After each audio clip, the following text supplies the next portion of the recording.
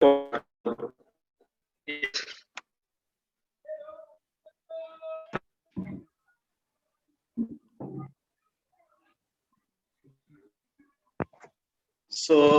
very good morning to all in the second lecture under the banner Understanding Economy.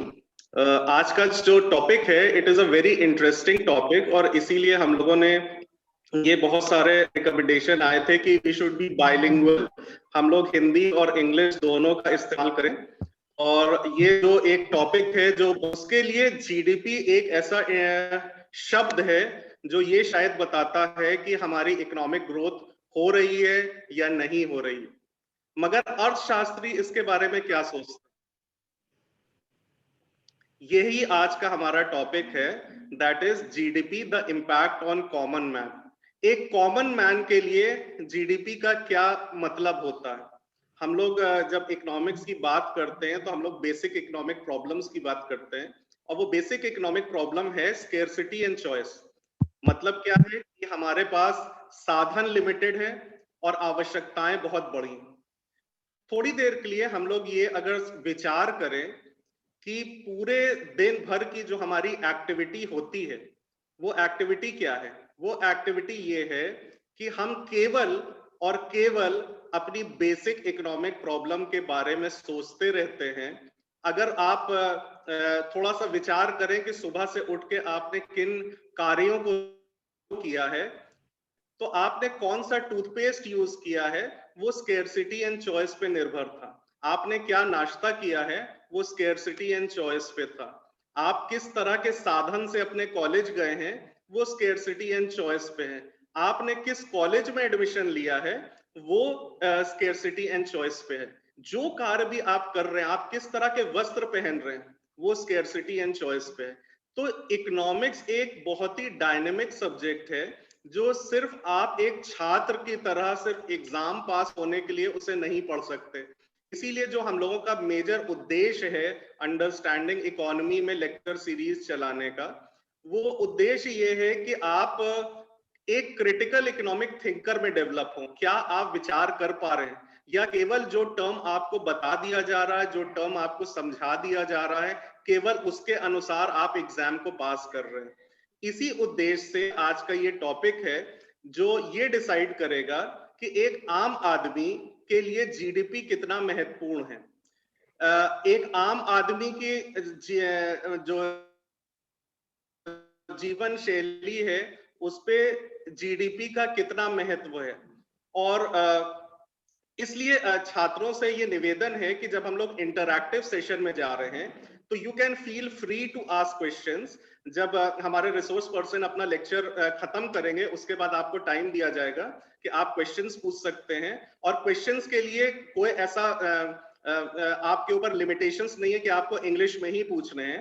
आप एकदम layman's language में, Hindi language में, जिस language में आप कंफर्टेबल हो आप क्वेश्चन पूछ सकते हैं।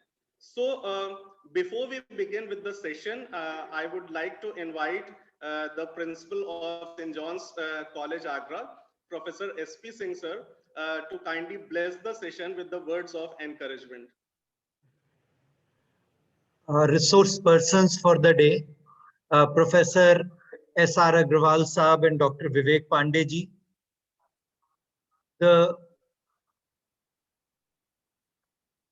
Dr. Prashant Agrawal, another resource person from the Department of Economics, SRK College, Dr. Neeraj Isubias, Department of Economics, St. John's College, distinguished faculty members from different departments or Department of Economics in different colleges.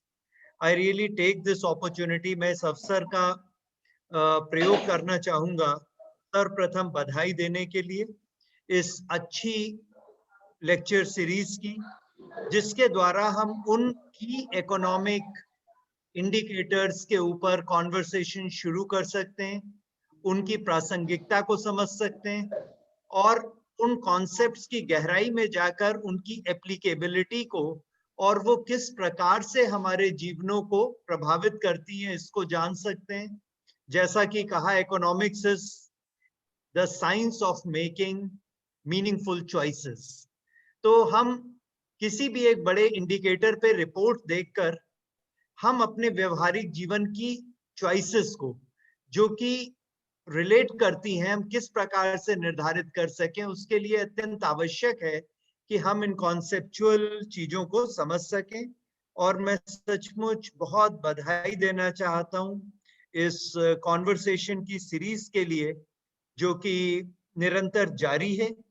पिछली बार हमने के ऊपर चर्चा की थी और विश्वास करता हूं कि ये कॉन्वर्सेशंस जो हैं, जिसमें डिफरेंट एक्सपर्ट्स हमारे साथ आ रहे हैं, हमारी मदद करेंगी, विशेष रूप से इस परिक्षेत्र के विद्यार्थियों की और फैकल्टी मेंबर्स की, कि हम अधिक से अधिक एक क्रिटिकल थिंकिंग डेवलप कर सकें और ग्रो कर सकें। सो आप सब सारे आयोजकों को ढेर सारी बधाइयां, हमारे रिसोर्स पर्सन को बहुत सारा धन्यवाद, प्रतिभागियों को शुभकामनाएं, and all the best. Thank you. Thank you very much, sir.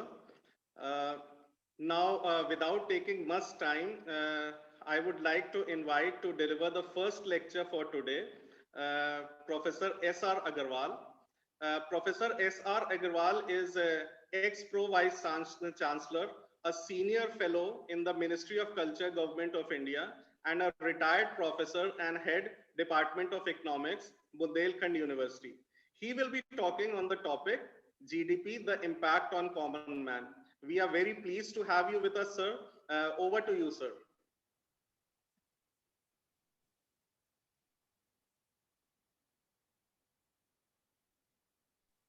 Hello. Yes, sir, you are audible. Loud and clear? Yes, sir, very clear, sir. Okay, thank you very much. My greetings to Professor R.P. Singh, who initiated this very meaningful series of lecture. Dr. Prashant Agrawal, coordinator, Dr. Neeraj, and Professor Dr. Pandey, who is going to deliver a lecture after me. Actually, Dr. Neeraj ने जो एक भूमिका दी है, उससे मैं जो कुछ कहना चाहता हूं वो मेरे लिए बहुत सरल हो गया है, और मैं जानता हूं कि अब उसे बहुत ज्यादा जाना पड़ेगा।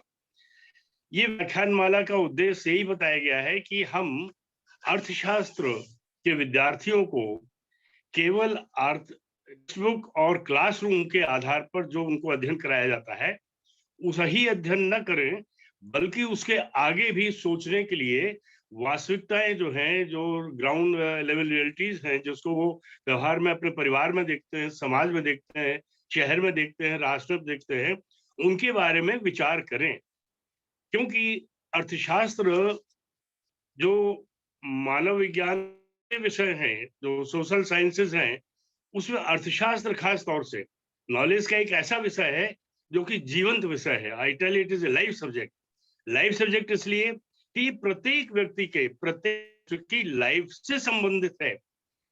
ये अर्थशास्त्र आपने अध्ययन नहीं किया है, एक ठेले वाला चलाने वाला है, एक सब्जी बेचने वाला है जिसने अर्थशास्त्र का अध्ययन नहीं किया है, वो भी अर्थशास्त्र को व्यवहार में ला रहा है। सिद्धांतों को हमें क्लासरूम में अध्ययन कराया जाता है। वो सिद्धांत हमारे जितने भी हम अभी पाश्चात्य अर्थशास्त्र का अध्ययन कर रहे हैं, जो शास्त्री हैं और अर्थदर्शन शास्त्री हैं, उन्होंने अर्थशास्त्र के संबंध में जो भी हमें सिद्धांत दिए हैं, व्यवहार के बारे में, राष्ट्रीय व्यवहार के संबंध में और आपके मानव के व्यवहार के संबंध में, हम उनका अध्ययन करते हैं। हमें ये भी देखना है कि क्या किसी एक दर्शन, एक किसी पाश्चात्य संस्कृति या पाश्चात्य जीवन दर्शन या पाश्चात्य लाइफ स्टाइल है जो है, उसमें कही गई बातें पूरे विश्व पर समान रूप से लागू हो सकती हैं। संस्कृति का अंतर होता है, हर देश में व्यवस्थाओं का अंतर होता है, हर देश में प्राकृतिक स्थितियों का अंतर होता है, हर देश में व्यक्तियों के स्वभाव का और संस्कृति और विचार का अंतर होता है। तो वास्तव में जो हमें पढ़ाया जाता है, जो हम क्लासरूम में टेक्स्ट में पढ़ते हैं, क्या वैसा ही है होता है वास्तव में?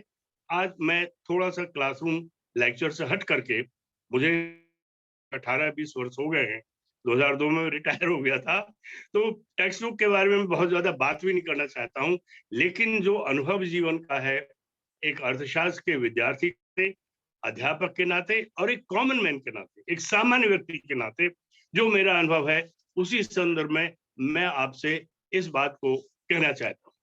सामान्यतः बहुत ही ब्रीफ में थोड़ा सा रिवाइज करूंगा कि जीडीपी या सकल घरेलू उत्पाद राष्ट्रीय आर्थिक विकास का मापक माना जाता है। लेकिन भौतिक उत्पाद या भौतिक टर्म्स में, फिजिकल टर्म्स में जो हम जीडीपी की बात करते हैं, तो ये कंपेरेबल नहीं है। इसको हम तुलना नहीं कर सकते, एक देश की जीडीपी को दूसरी देश से जीडीपी से तुलना नहीं कर सकते। जबकि जीडीपी के आधार क्या है, जीडीपी को अध्ययन करने का आधार क्या है, कि हम एक राष्ट्र के अंदर भी हमने एक दिए हुए समय में, एक वर्ष की अवधि में जितना जीडीपी प्राप्त किया है, नेक्स्ट ईयर हमने उससे ज्यादा जीडीपी प्राप्त कर रहे हैं या कम प्राप्त कर रहे हैं, तो हम कहते हैं कि हमारा राष्ट्र विकास कर रहा है। किस गति से, किस दर से विकास कर रहा है, वो सालाना हम निकालते हैं। तो इसको कंपेरेबल बनाने के लिए हम इसकी नॉमिनल वैल्यू निकालते हैं। Nominal value in terms of वो होती है प्रत्येक देश की मुद्रा और उनके जो मूल्य स्तर है उसके आधार पर। अब उसके आधार पर जब हम उसे निकालते हैं तो हम इसे जीएनआई भी कह देते हैं, ग्रॉस नेशनल इनकम भी कह देते हैं। और ग्रॉस नेशनल इनकम हो या जीडीपी हो, ग्रॉस डोमेस्टिक प्रोडक्ट हो, फिजिकल प्रोडक्ट हो, बल्कि उसके नेशनल इनकम हम कहेंगे, ग्रॉस नेशनल इनकम है, उसे हमने राष्ट्र के विकास का मापक बना लिया।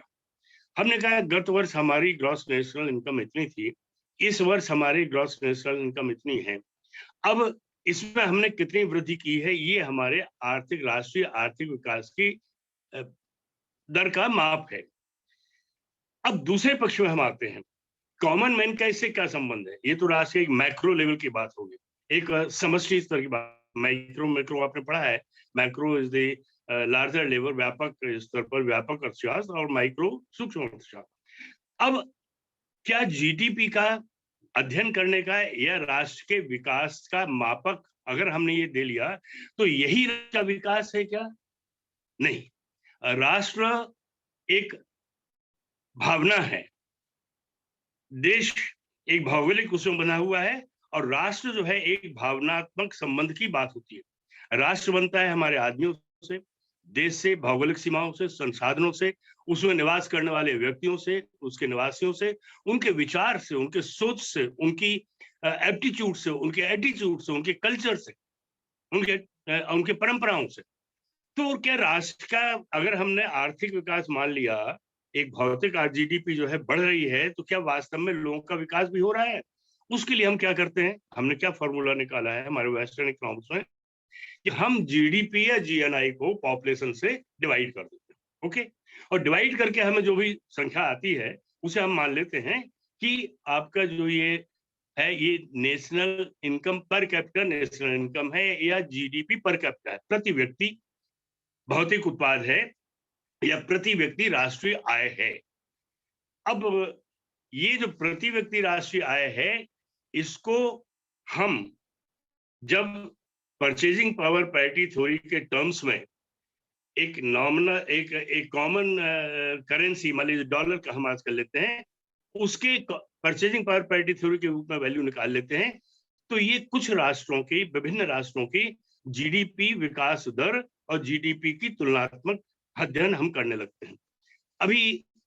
अब इसको अगर हम देखें कि क्या जीडीपी वास्तव में व्यक्ति के विकास का माप भी है, तो हमारे सामने दो प्रश्न और आते हैं। जनसंख्या वितरण, तो जनसंख्या है वो स्थिर नहीं होती, संख्या बढ़ती रहती है, नॉर्मल रहती है, तो मान लीजिए एक वर्ष में 100 रुपया जीडीपी है, अगले वर्ष वो 110 हुई है, और अगर जीडीपी 100 और जनसंख्या भी 100 थी और जनसंख्या 110 हो गई है, तो जीडीपी तो बढ़ी, लेकिन जीडीपी पर कैपिटा स्थिर रहेगी, नहीं बढ़ी। अर्थात जीडीपी पर कैपिटा का हम अध्ययन करेंगे, जब हम नेशनल इनकम पर कैपिटा का अध्ययन करेंगे, तो जनसंख्या एक बहुत ही इंपॉर्टेंट जो पॉपुलेशन। हेलो, हाँ, ओके,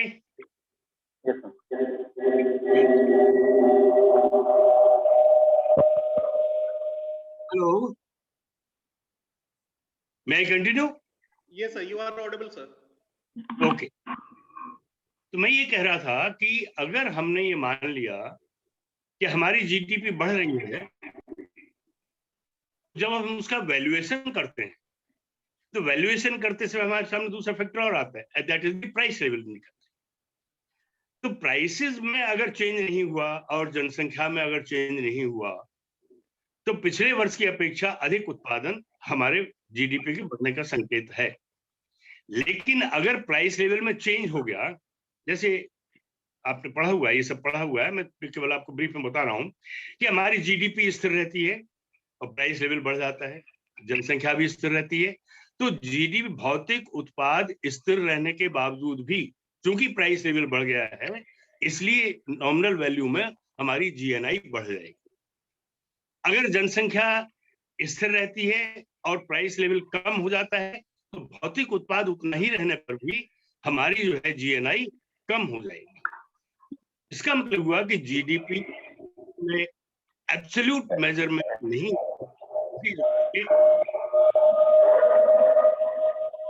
हमें दूसरे दो इंपॉर्टेंट फैक्टर्स और भी एक्सटर्नल फैक्टर्स होते हैं, इंटरनल फैक्टर्स होते हैं। यहाँ पर हम केवल इन दो फैक्टर्स की बात कर रहे हैं कि population increase and price level, ये भी बहुत ही इंपॉर्टेंट तरीके से जीडीपी को राष्ट्र के आर्थिक विकास के मानक के रूप में हमारे। अब जीडीपी से पर capita GDP, GDP is the concern of national development and per capita GDP is the concern of the common man. Okay? Common man के लिए हम per capita GDP निकालेंगे, पर कैपिटा नेशनल इनकम निकालेंगे, हम देखेंगे कि उसकी इनकम बढ़ रही है कि नहीं बढ़ रही।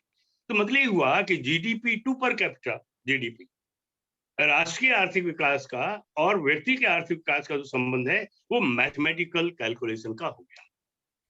हमने ये देखा कि विभिन्न फैक्टर्स को लेकर के अगर जीडीपी बढ़ रही है तो हमारे बिना किसी प्रयास के, व्यक्ति के बिना किसी प्रयास के उसकी आय बढ़ भी सकती है और उसकी आय घट भी सकती है। This is how the western economics है, what we read and what we have teaching you, वो macro to micro, from top to bottom, जो डेवलपमेंट है उसको हम टॉप टू बॉटम रिफ्लेक्ट करते हैं कि अगर टॉप पर हम डेवलप करते हैं, इसका अनिवार्य रूप से अर्थ है कि हम बॉटम पर भी डेवलप करते हैं। हम ये मान लेते हैं कि अगर राष्ट्र की जीडीपी बढ़ रही है, राष्ट्र की जीएनआई बढ़ रही है, तो अनिवार्य रूप से व्यक्तियों का आर्थिक विकास, सामान्य व्यक्ति का आर्थिक विकास, कॉमन व्यक्ति का आर्थिक विकास हो ही रहा है। But is it real? No, it is not real. ये वास्तविकता नहीं है, वास्तविकता से भिन्न है। ये हम भी जानते हैं और आप भी जानते हैं। एक अर्थशास्त्र के विद्यार्थी के रूप में हम जिस सिद्धांतों को पढ़ रहे हैं, लेकिन वास्तविकता इससे भिन्न है। आज की स्थिति क्या है? आज की स्थिति, तमाम राष्ट्र किस बात का कंपटीशन कर रहे हैं? जीडीपी बढ़ाने का। हमने कहा, भारत ने कहा कि हम इस समय विश्व की सबसे बड़ी 5वीं अर्थव्यवस्था हैं। लास्ट 2 इयर्स बिफोर जो बजट आया था, उसमें हमने कहा इस समय हम राष्ट्र की सबसे बड़ी 5वीं अर्थव्यवस्था है और 2024 तक $5 ट्रिलियन की अर्थव्यवस्था होकर के हम राष्ट्र की सबसे बड़ी, विश्व की सबसे बड़ी तीसरी अर्थव्यवस्था बन जाएंगे। इस समय हमारा क्रम क्या है? USA top, China number 2, 3 Japan, 4 is Germany and 5 is India. वैसे इनका अंतर बहुत अधिक है, इनका जो आपके जीडीपी में अंतर बहुत अधिक है, वो हम आगे कुछ फिगर्स भी आपको देंगे, लेकिन स्थिति है। तो क्या आप इस बात को विश्वास करते हैं कि अगर हम राष्ट्र की सबसे बड़ी अर्थव्यवस्था बन गए हैं, हम विश्व की सबसे बड़ी 5वीं अर्थव्यवस्था है, या हम विश्व की सबसे बड़ी तीसरी अर्थव्यवस्था बन जाएंगे, या अमेरिका जो है विश्व की सबसे बड़ी पहली अर्थव्यवस्था है, सबसे बड़ी, तो क्या प्रत्येक व्यक्ति की जीडीपी वहां पर विश्व के प्रत्येक व्यक्ति के जीडीपी से, अन्य राष्ट्रों के जीडीपी से प्रथम नंबर पर है? या अमेरिका के जीडीपी पर वर्ल्ड के और दूसरे राष्ट्रों के व्यक्तियों के जीडीपी पर कैपिटा से सबसे ऊपर है? या हमारे देश की व्यक्ति की जीडीपी पर कैपिटा जो है वो वास्तव में विश्व के तमाम राष्ट्रों के व्यक्तियों के जीडीपी पर कैपिटा के 5वें नंबर पर है? वास्तव में ऐसा नहीं है, उसमें अंतर है। कारण ये है कि बीच में एक बहुत बड़ा फैक्टर आ जाता है जो सैद्धांतिक भी है और पॉलिसी भी है, that is just and equal distribution of the prosperity among all population. This factor is left. ये जो हम विकास की बात करते हैं जीडीपी के आधार पर, तो हम ये भूल जाते हैं कि जीडीपी जो विकास दर है, राष्ट्र की विकास दर है, वो विकास दर इसलिए नहीं हो पाती क्योंकि अगर वो तभी हो सकती है जबकि उसका डिस्ट्रीब्यूशन सारे लोगों के बीच में बिल्कुल एक जैसा हो। ये संभव नहीं हो पाता है। कारण मैं आजकल थोड़ा वैदिक इकोनॉमिक्स के ऊपर मेरा रिसर्च वर्क चल रहा है और वैदिक अर्थशास्त्र के ऊपर काफी एक्सटेंसिव वर्क मैंने किया हुआ है और चल भी रहा है अभी। हालांकि मैंने जो कुछ किया वो बहुत छोटा है, इतने विशाल उसमें जो मेरे मिनिस्ट्री ऑफ कल्चर का जो मेरा रिसर्च स्कॉलर मुझे मिली थी स्कॉलरशिप, वो वैदिक इकोनॉमिक्स के ऊपर ही पड़ी थी। अथर्ववेद में, वेदों का नाम तो आपने सबने सुना ही होगा, हमारे 4 वेद हैं। अथर्ववेद में लिखा हुआ अभिवर्धताम पैसामि राष्ट्रेण वर्धताम, अभिवर्धताम पैसामि राष्ट्रेण वर्धताम। यदि पैसामि लोग राष्ट्र के व्यक्ति हृष्ट पुष्ट दूध दही से संपन्न है, धन धान्य से संपन्न है, उनकी वृद्धि हो रही है, उनका विकास हो रहा है, तो राष्ट्र का भी विकास हो रहा है। ये जो दृष्टिकोण है वो फ्रॉम माइक्रो टू मैक्रो, हम ऊपर के औसत को नहीं थोप रहे आदमी पर, हम वास्तविकता देख रहे हैं कि नीचे का आदमी विकसित है या नहीं है। तो नीचे का आदमी अगर विकसित है, अगर देश का छोटे से छोटा आदमी, गरीब से गरीब आदमी, विकास की पायदान के अंतिम छोर पर खड़ा हुआ आदमी का अगर विकास हो रहा है, अगर देश की अधिकांश जनसंख्या का विकास हो रहा है, अधिकांश जनसंख्या, तब राष्ट्र वास्तव में विकास करता है। लेकिन वेस्टर्न इकोनॉमिक्स क्या कहती है कि अगर राष्ट्र विकास कर रहा है और किस आधार पर, मॉनेटरी, केवल फिजिकल प्रोडक्ट के आधार पर, केवल मॉनेटरी वैल्यू के आधार पर अगर राष्ट्र की जीडीपी बढ़ रही है तो हम ये मान करके चलते हैं, अंधे होकर के मान लेते हैं कि व्यक्ति के भी आर्थिक विकास हो रहा है, क्योंकि that is a calculated part only. तो ये हमें देखना है कि वास्तव में राष्ट्र की संपन्नता का लाभ, राष्ट्र की जीडीपी जो बढ़ती है, राष्ट्र की सकल आय जो बढ़ रही है, उसका लाभ प्रत्येक व्यक्ति के पास पहुंच रहा है या नहीं पहुंच रहा है। हम थोड़ा सा सैद्धांतिक उसके ऊपर चलें। पाश्चात्य अर्थशास्त्र का जो सिद्धांत है, दीर्घकालीन व्यापार चक्र का आपने सिद्धांत पढ़ा होगा, ट्रेड साइकिल थ्योरी आपने पढ़ी होगी थोड़ी सी, कि जीडीपी से अधिक बढ़े, इसके लिए उत्पादक क्या चाहता है, विनियोजक क्या चाहता है कि वो उत्पादन तो करे ही करे, लेकिन बाजार में मूल्य स्तर भी बढ़े, प्राइस लेवल भी बढ़े, ताकि उसका माल पहले की अपेक्षा अधिक कीमत बिके और उसको अधिक लाभ हो।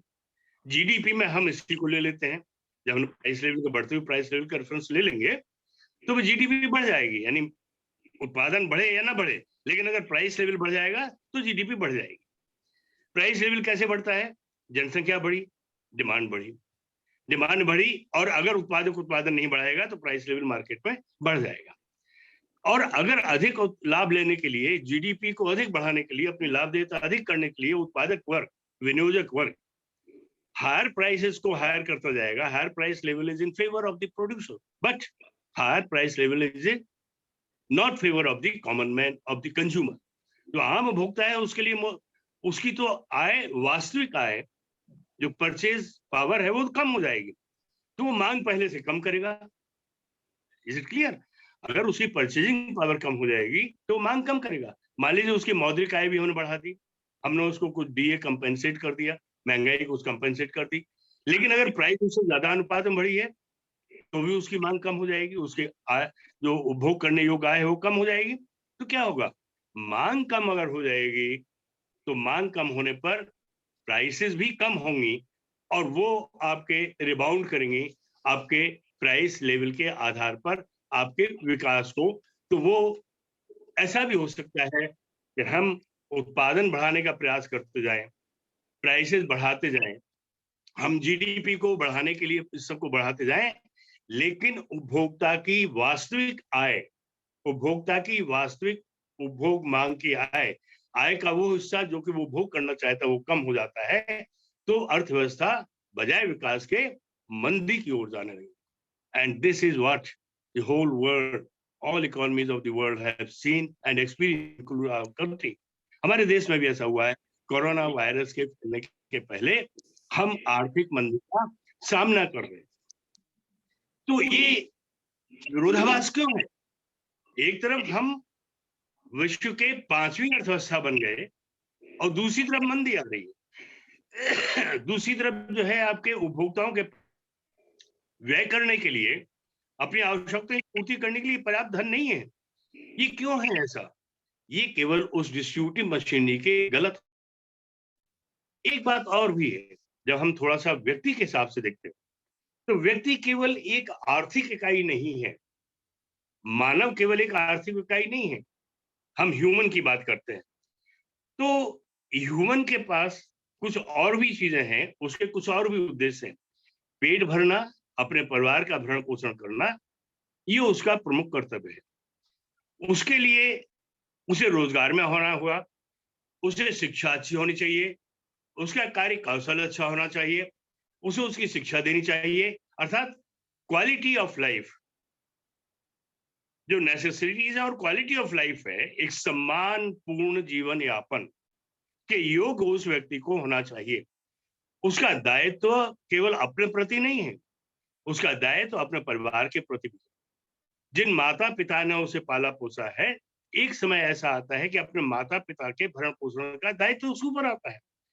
अपने परिवार का जो वृद्धि कर रहा है, बच्चों को जो बढ़ा रहा है, वो उन बच्चों को उस लायक बनाने के लिए, जिस लायक उसके माता पिता ने उसे बनाया है, बनाने के लिए उसे प्रयास करने पड़ेंगे। इसी प्रकार से समाज है, समुदाय है, समाज है।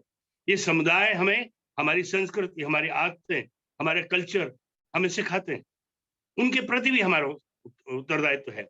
समाज हमारे ऊपर इन्वेस्टमेंट करता है। कैसे? मान लीजिए आप यूनिवर्सिटी और कॉलेज में पढ़ रहे हैं, आप कितनी फीस देते हैं यूनिवर्सिटी कॉलेज में? आप 500 रुपए देते होंगे, 1000 देते होंगे, आजकल 10,000 20,000 प्रोफेशनल कोर्सेज हो गई है। तो डू यू थिंक क्या आपकी फीस से यूनिवर्सिटी चल रही है? इसके ऊपर करोड़ों रुपया खर्च किया गया। Who has spent? The society has spent. Society ने गवर्नमेंट इंस्टीट्यूशन के थ्रू स्पेंड किया है, तो उसके प्रति भी आपका उत्तरदायित्व है। तो ये वास्तव में क्या होता है कि आदमी के दो पक्ष होते हैं, व्यक्ति के, एक भौतिक और एक अभौतिक। हम उसको अगर भारतीय संस्कृति परिभाषा में कहें, then one is the physical और दूसरा एक दैविक है और एक दैहिक है। एक हमारा भौतिक पक्ष है और एक आत्मिक पक्ष है। आत्मिक संतुष्टि मानव, चूंकि साइकोलॉजी भी है, एक पेड़ पौधे पत्थर नहीं है, व्यक्ति की साइकोलॉजी भी उसके साथ जुड़ी हुई है। व्यक्ति का जो शरीर है, वो शरीर के अतिरिक्त उसका मन भी है, उसकी बुद्धि भी है, उसकी आत्मा भी है, और उसका कर्तव्य है उसके सुखी तभी होता है वो जबकि उसके भौतिक और अभौतिक, भौतिक और आत्मिक, शारीरिक और मन दोनों संतुष्ट हो। ये संतुष्ट कब होता है? आत्मिक संतुष्टि कब मिलती है? जबकि वो अपने प्रति भौतिक उद्देश्यों को पूरा करने के साथ साथ अपने आत्मिक उद्देश्यों को, अपने नैतिक उद्देश्यों को, समाज के प्रति अपने जो उसके कर्तव्य हैं उनको भी पूरा कर सके। तो ये जो आपने नाम सुना होगा पंडित दीनदयाल उपाध्याय का, आजकल नाम काफी चल रहा है उनका, काफी चर्चा में है, और उनका एक एकात्म मानववाद का दर्शन के बारे में भी आपने सुना होगा। उनका ये मानना था कि एक व्यक्ति परिपूर्ण तभी होता है जब उसका शरीर, मन, बुद्धि और आत्मा, इनका समुच्चय, इनका पूरा आपके एकीकरण हो जाता है। एकाग्र, integrated human is not only a body. Human is not only a person who has to satisfy his physical, his economic necessities, but he has to fulfill his, आपके जो मन में आते हैं, उसके जो इच्छाएं हैं, बुद्धि, उसका विवेक क्या कहता है, और उसको आत्मिक संतुष्टि कैसे मिलती है। बहुत छोटी सी बात मैं करूंगा, ज्यादा बड़ी बात नहीं करूंगा। कि मान लीजिए हमने कहा कि हम जा रहे हैं, हमारे पास 100 रुपए का नोट है, हम कुछ चीज लेने जा रहे हैं, हमें रास्ते में हम एक मंदिर में जाते हैं, वहां से हम लौट रहे हैं, हमने देखा कि मंदिर के बाहर एक बहुत ही वृद्ध आदमी बहुत ही विपन्न स्थिति में सर्दी में बैठा हुआ है। अब वो उसको खाने को कुछ नहीं, वो भिखारी नहीं है, पता नहीं किन परिस्थितियों ने उसे उस स्थिति में ला दिया, और हमारा मन करता है हम वो 100 रुपए उसके दे देते हैं, दान कर देते हैं। उस समय जो मुझे सुख की अनुभूति होती है, जिस आनंद की अनुभूति होती है, वो संभवतः उस संतुष्टि से, उस भौतिक संतुष्टि से जिसका माप मुद्रा के रूप में अर्थशास्त्र करता है कि हमने उस 100 रुपए से हो सकता है एक सिनेमा देखा होता, कुछ खा लिया होता, उससे जो संतुष्टि मिलती है उसकी अधिक संतुष्टि हमें इस बात से मिलती है, हम उसको व्यक्त नहीं कर पा रहे हैं, हम तो बता नहीं पा रहे हैं, लेकिन हम उसको महसूस कर रहे हैं। इसलिए हमारे जो मानव के विकास के, मैं इसलिए नहीं कह रहा हूं, मैं कोई प्रवचन नहीं दे रहा हूं आपको, लेकिन मैं जो आपको बात बता रहा हूं वो आगे मैं आंकड़ों में जो विश्व के विकास के माप हैं, वो जीडीपी से हट के जो आगे निकल गए हैं, उसके बारे में इसको संदर्भ में दे रहा हूं। तो कहने का अर्थ यह है कि केवल जीडीपी को पॉपुलेशन से बांट देने पर, भाग दे देने पर, या जीएनआई को पॉपुलेशन से भाग देने पर जो हमें प्रति व्यक्ति आय या प्रति व्यक्ति विकास का परिचय नहीं है। मान लीजिए आपके पास 100 रुपया है और 100 व्यक्ति हैं, हमारे 100 रुपए में से 1% यानी एक व्यक्ति को 50 रुपए का हिस्सा मिलता है और 99 व्यक्तियों को 50 रुपए का हिस्सा मिलता है। That is 1% gets 50% of the GDP, 1% population gets 50% of the GDP, and 50% of and 99% gets just 50% of the GDP। तो हम तो कहेंगे हमने 50-50 कर दिया है, एक धनिक वर्ग था, एक निर्धन वर्ग था, एक संपन्न था, एक वो था, एक वर्ग को 50%। लेकिन क्या ऐसा है? पहले ग्रुप की जीडीपी पर कैपिटा होगी 50 रुपीज पर कैपिटा और दूसरे की क्या होगी 50 पैसा पर कैपिटा। It's clear? इसका मतलब हुआ कि जीडीपी वास्तव में जो है वो आर्थिक, राष्ट्रीय आर्थिक विकास का परिचय तो हो सकती है, उसका माप तो हो सकती है, लेकिन हमारे जो व्यक्ति का आर्थिक विकास है, जो कॉमन मैन का आर्थिक विकास है, उसका माप नहीं हो सकती। अब हम थोड़े से आंकड़ों की चर्चा करेंगे। जो बात मैंने भी आपको कही है वो मैं थोड़े से आंकड़ों की चर्चा, आंकड़े मैं आपसे थोड़े हट करके बात, मैं सरकारी आंकड़ों को नहीं जा रहा हूँ। हालांकि आजकल हमारे आधे अर्थशास्त्र, हमारे रिसर्चर्स हैं और हमारे अर्थशास्त्र के जो अध्यापक भी हैं, उनके सामने आंकड़े एकत्रित करने की बहुत बड़ी समस्या होती है। तो हमारा जो द्वंद्व है वो केवल आंकड़ों जो के द्वारा आंकड़े दिए गए उन्हीं के विश्लेषण में लगा देता है। कुछ कहते हैं अच्छा है, कुछ कहते हैं बजट एक ही होता है, बजट में दी गई फिगर्स भी एक ही होती है। उन्हीं फिगर्स पर एक अर्थशास्त्र का अध्यापक, एक अर्थशास्त्री कहता है बजट बहुत बुरा है, दूसरा कहता है बजट बहुत अच्छा है। ये एक अलग परसेप्शन की बात। मैं आपसे थोड़ी सी बात करूंगा इंडिपेंडेंट रिसर्च की। इंडिपेंडेंट रिसर्च इंडिविजुअल्स की नहीं, बल्कि इंटरनेशनल, आपके जो अंतरराष्ट्रीय जो आपके संस्थाएं हैं उनके संबंध में बात करूंगा। का नाम आपने सुना है, इंटरनेशनल मॉनेटरी फंड, अंतरराष्ट्रीय मुद्रा कोष का नाम आपने सुना है। अंतरराष्ट्रीय मुद्रा कोष की रिपोर्ट, स्टाफ रिपोर्ट आती है हर एक कंट्री के संबंध में। हर वर्ष हर कंट्री के संबंध में स्टाफ रिपोर्ट निकालते हैं, वर्ल्ड पर्सपेक्टिव भी निकालते हैं और हर एक कंट्री के स्टाफ का भी निकालते हैं। अभी इंडिया के संबंध में जो उन्होंने भारत के जो आपके 2019 में जो उन्होंने 2015 में जो रिपोर्ट दी है, उसका नॉमिनल जीडीपी उन्होंने बताया, मैं 2015 इसलिए पीछे जा रहा हूँ कि कंफर्म है, 2019 का अभी उनका कंफर्म नहीं है पूरा, there may be certain changes. उनका nominal GDP at the rate of at the prices of 2012 and 13 2012-13 के जो आपके प्राइस लेवल है, जो प्राइस लेवल है उस पर नॉमिनल जीडीपी 1859 बिलियन डॉलर थी और ये पिछले वर्ष की अपेक्षा 19 में बढ़ गई 2719 बिलियन डॉलर, 2719 बिलियन डॉलर हो गई। जीडीपी पर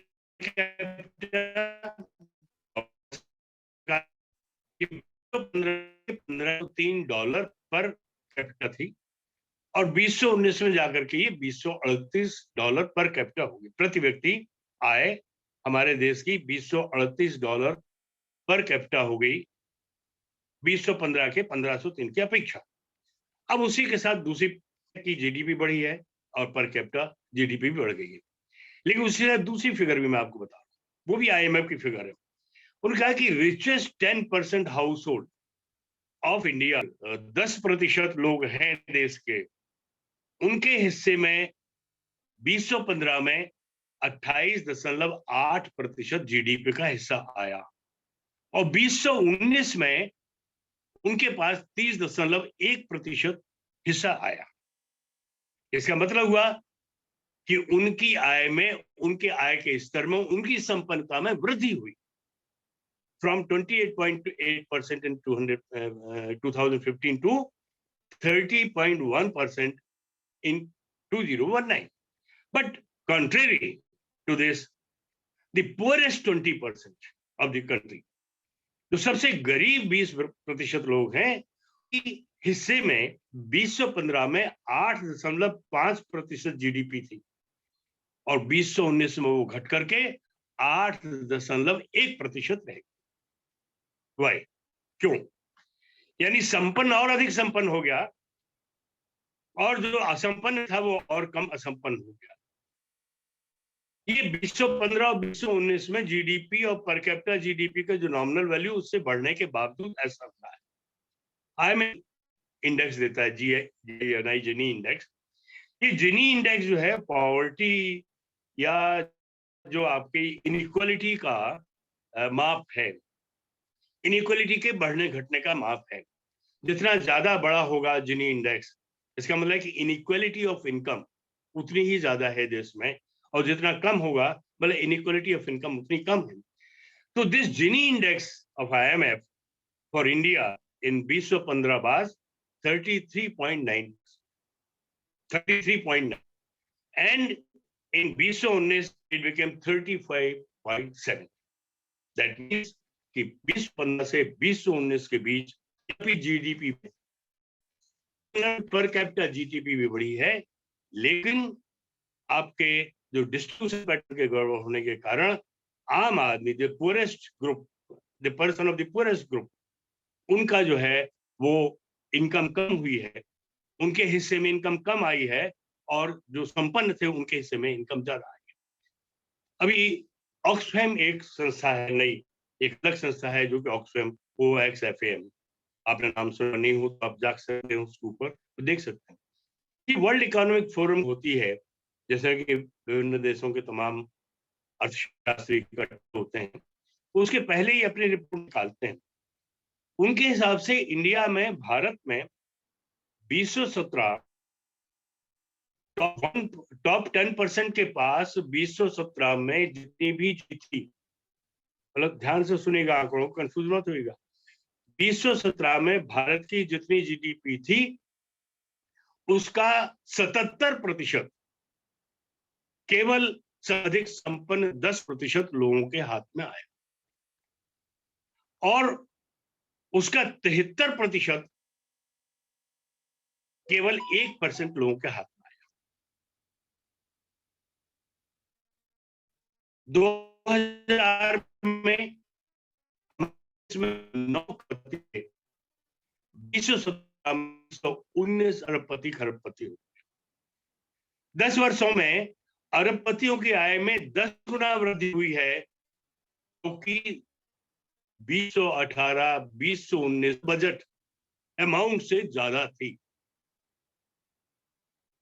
2017 के दौरान कुल राष्ट्रीय संपत्ति की वृद्धि का 73% टॉप 1% के पास पहुंच गया।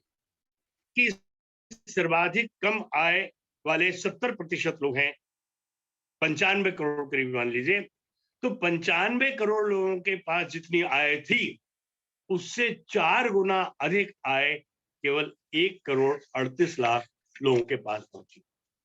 So GDP is definitely not necessarily a measurement of human development at bottom level. Bharat की नहीं, उन्होंने और भी तुलना दी है। मैं थोड़े से बस एक दो देशों के आंकड़े आपको दूंगा जो कि जिनसे भारत कॉम्पीट कर रहा है, भारत प्रतियोगिता कर रहा है। अमेरिका के टॉप 1% के पास 1980 में 34% जीडीपी का हिस्सा पहुंचा और 2019 में 45% जीडीपी का हिस्सा था। यानी 19 और 2019 40 साल में 34% से 45% बढ़ गया। तो संपन्नता में 1% लोग थे। चीन में 1990 में संपन्नतम एक व्यक्तियों के पास एक प्रतिशत व्यक्ति के पास 8% हिस्सा था। The top 1% had 8% of the GDP in 1990 in China. In 2019 became 19%. चीन समाजवादी देश है, साम्यवादी देश है, ये सब कुछ नहीं है। इनइक्वालिटीज वहां पर भी हैं और जो संपन्न है वो ज्यादा संपन्न हो रहा है। भारत में 1990 में 11% हिस्सा था तमाम देशों में। तो हेल्थ हैजार्ड आए वो तो अपनी जगह थे, लेकिन उसकी वजह से नेशनल इकोनॉमी बहुत ज्यादा गंभीर तरीके से घायल। करोड़ों लोग बेरोजगार हो गए। पूरे विश्व में 40 करोड़ लोग बेरोजगार हो गए। हमारे भारत में भी बहुत से लोग बेरोजगार हो गए। लोगों की आय की क्षमता खत्म हो गई, उपभोग की क्षमता खत्म हो गई। लेकिन इसके क्या हुआ दूसरे पक्ष की तरफ? 5 महीनों में corona virus period from April to July, अप्रैल मई जून जुलाई अगस्त, 5 महीनों में हमारे देश में 40 करोड़ लोग कोरोना वायरस के वजह से बेरोजगार हुए। लेकिन अंबानी की कुल आय में 48,000 crore dollar. Now can you imagine? Coronavirus was a matter of profit, benefit for people. 48,000 crore रुपए ऐड हुए हैं उनके संपन्नता में। 40 करोड़ लोग हमारे करोड़ों डॉलर की वृद्धि हुई है। 1,85,00,000 1,85,000 करोड़ डॉलर। एलन मस्क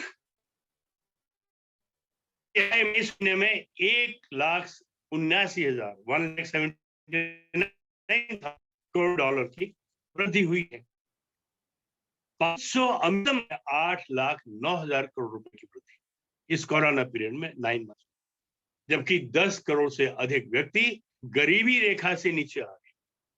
बेरोजगार नहीं हुए, लेकिन उनकी आय इतनी कम हो गई, गरीबी रेखा से नीचे आ गए।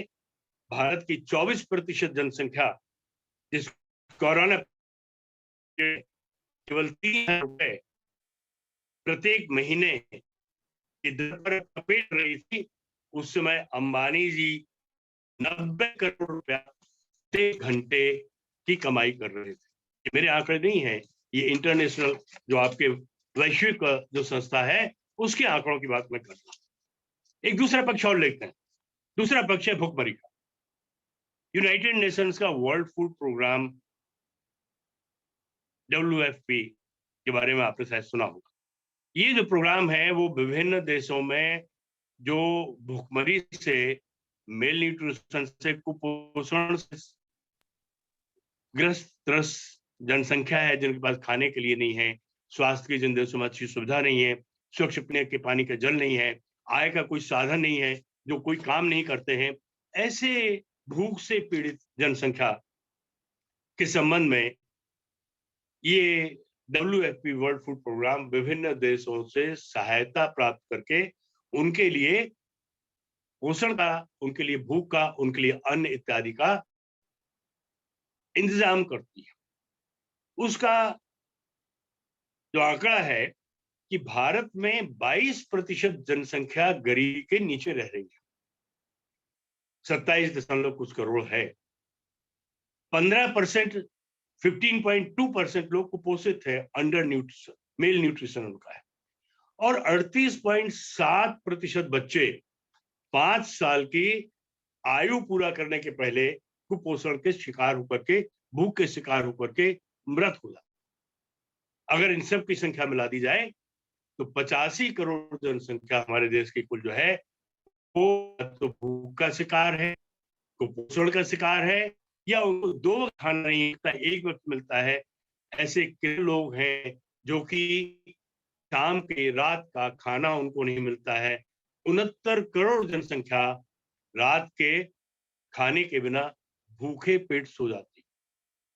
13.5% जनसंख्या 55 देशों में, विश्व के 55 देशों में 13.5% जनसंख्या ऐसी है जिसके पास भोजन की अपनी क्षमता नहीं है, जिनके पास कोई आय नहीं है, जो भोजन नहीं कमा सकते हैं। और विश्व की 1/3 जनसंख्या को कुपोषण का, मेल न्यूट्रिशन का शिकार है, जिसका 25% जनसंख्या भारत में है। सबसे अधिक चिंताजनक स्थिति अफ्रीका के देशों में है, जहां 35 से 50% जनसंख्या भूख और कुपोषण से शिकार है। तो हम कैसे मान लें कि जीडीपी का विकास हो रहा है और इतने देश हैं, इतने बड़े बड़े देश हैं, और देश, विश्व और तमाम देश जो है बहुत तेजी से विकास कर रहे हैं। अगर ये स्थिति है तो क्या मतलब हुआ? क्या व्यक्ति कोई काम कर सकता है, किसी तरह की व्यवस्था उठा सकता है? नहीं उठा सकता।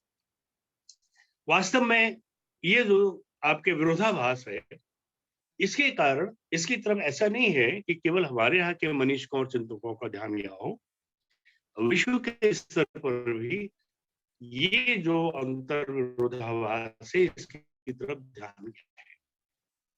और आपने नाम सुना होगा, आपने बताया हुआ आपको, सस्टेनेबल, धारणीय विकास। मतलब एक तो होता है सीधा सीधा एब्सोल्यूट डेवलपमेंट, हम केवल करें पिछले साल की अपेक्षा हम कितना आगे बढ़े, फिर पिछले साल की अपेक्षा 10 वर्ष में हमारी। लेकिन एक है कि हम क्या धारणीय विकास, एक ऐसे विकास के स्थिति में है या ऐसे विकास की गति, आज हमारे जो विकास की स्थिति है जिस स्तर पर है ये बना रहेगा और बन करके आगे के विकास को आगे प्रेरित करेगा। और हम अगले साल या 2 साल बाद या 5 साल बाद विकास की जिस स्थिति पर पहुंचे वो और आगे के विकास के लिए प्रेरित करेगा, पीछे नहीं आएगा।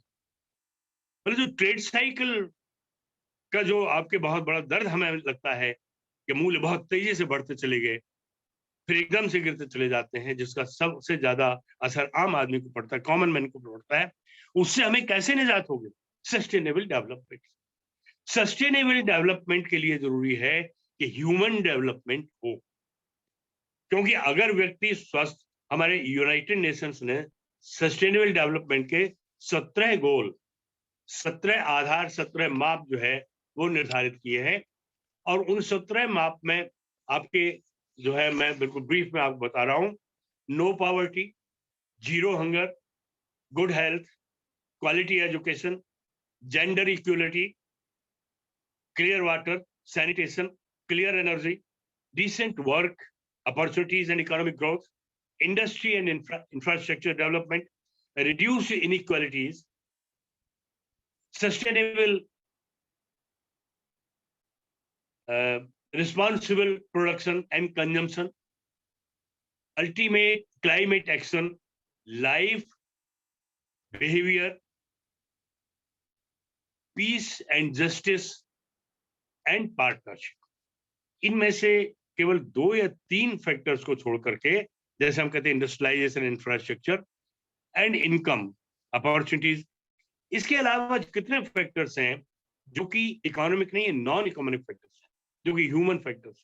स्वच्छ जल मिले, अच्छी एजुकेशन मिले, स्वस्थ वातावरण मिले, उनको पीस एंड जस्टिस वाला वातावरण मिले, एनवायरमेंट जो है वो आपके पार्टनरशिप का हो, लोगों के आपस में सहयोग का पार्टनरशिप का हो, एक दूसरे को सहयोग करने वाले हों, और हमारी जो इनइक्वालिटीज हैं वो कम हो, इन 17 अच्छी हेल्थ हो, ये 17 के 17 एसडीजी गोल्स जो हैं, इनके ऊपर यूनाइटेड नेशंस की एक अलग शाखा है, वो प्रत्येक देश का प्रत्येक मॉनिटरिंग करती है, और वो मॉनिटरिंग के आधार पर रैंकिंग करती है इंडिया की।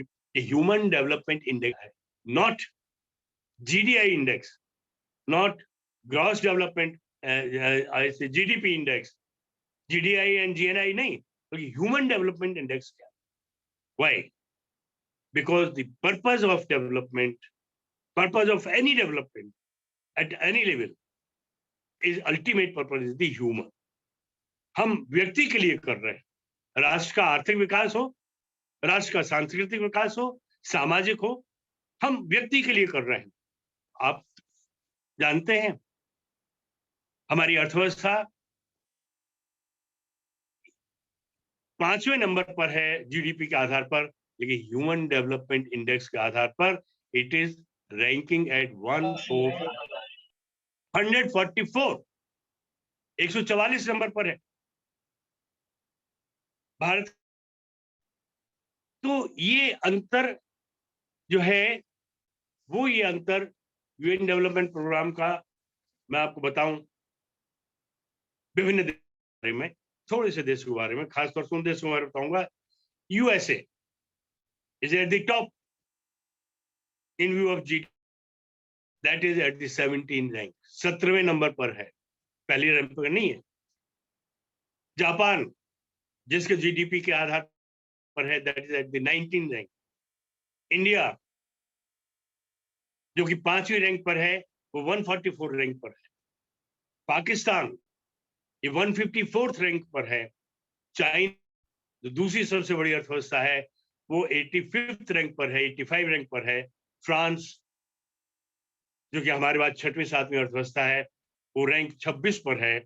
यूके 13 पर है। And which country is at the top? That is Norway. Norway is at the top rank in case of human development index. हमारे जो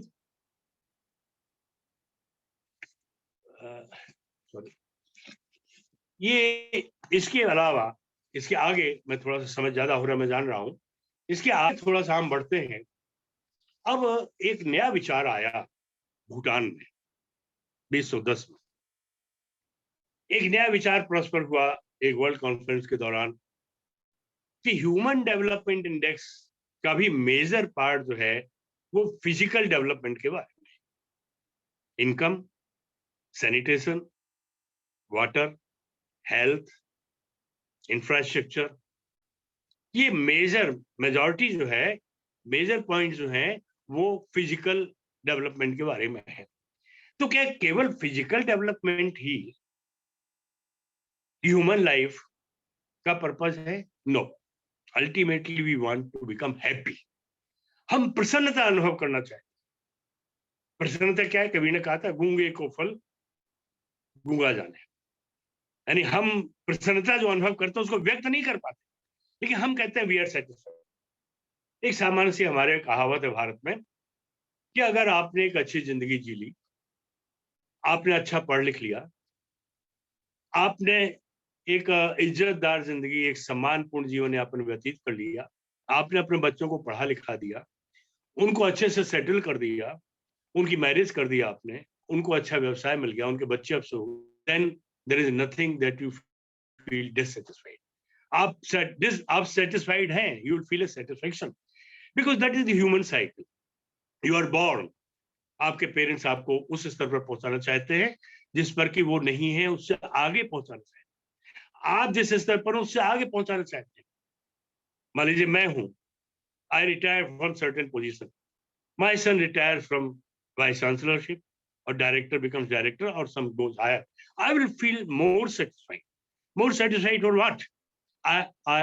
मुझे एक प्रसन्नता प्राप्त होगी।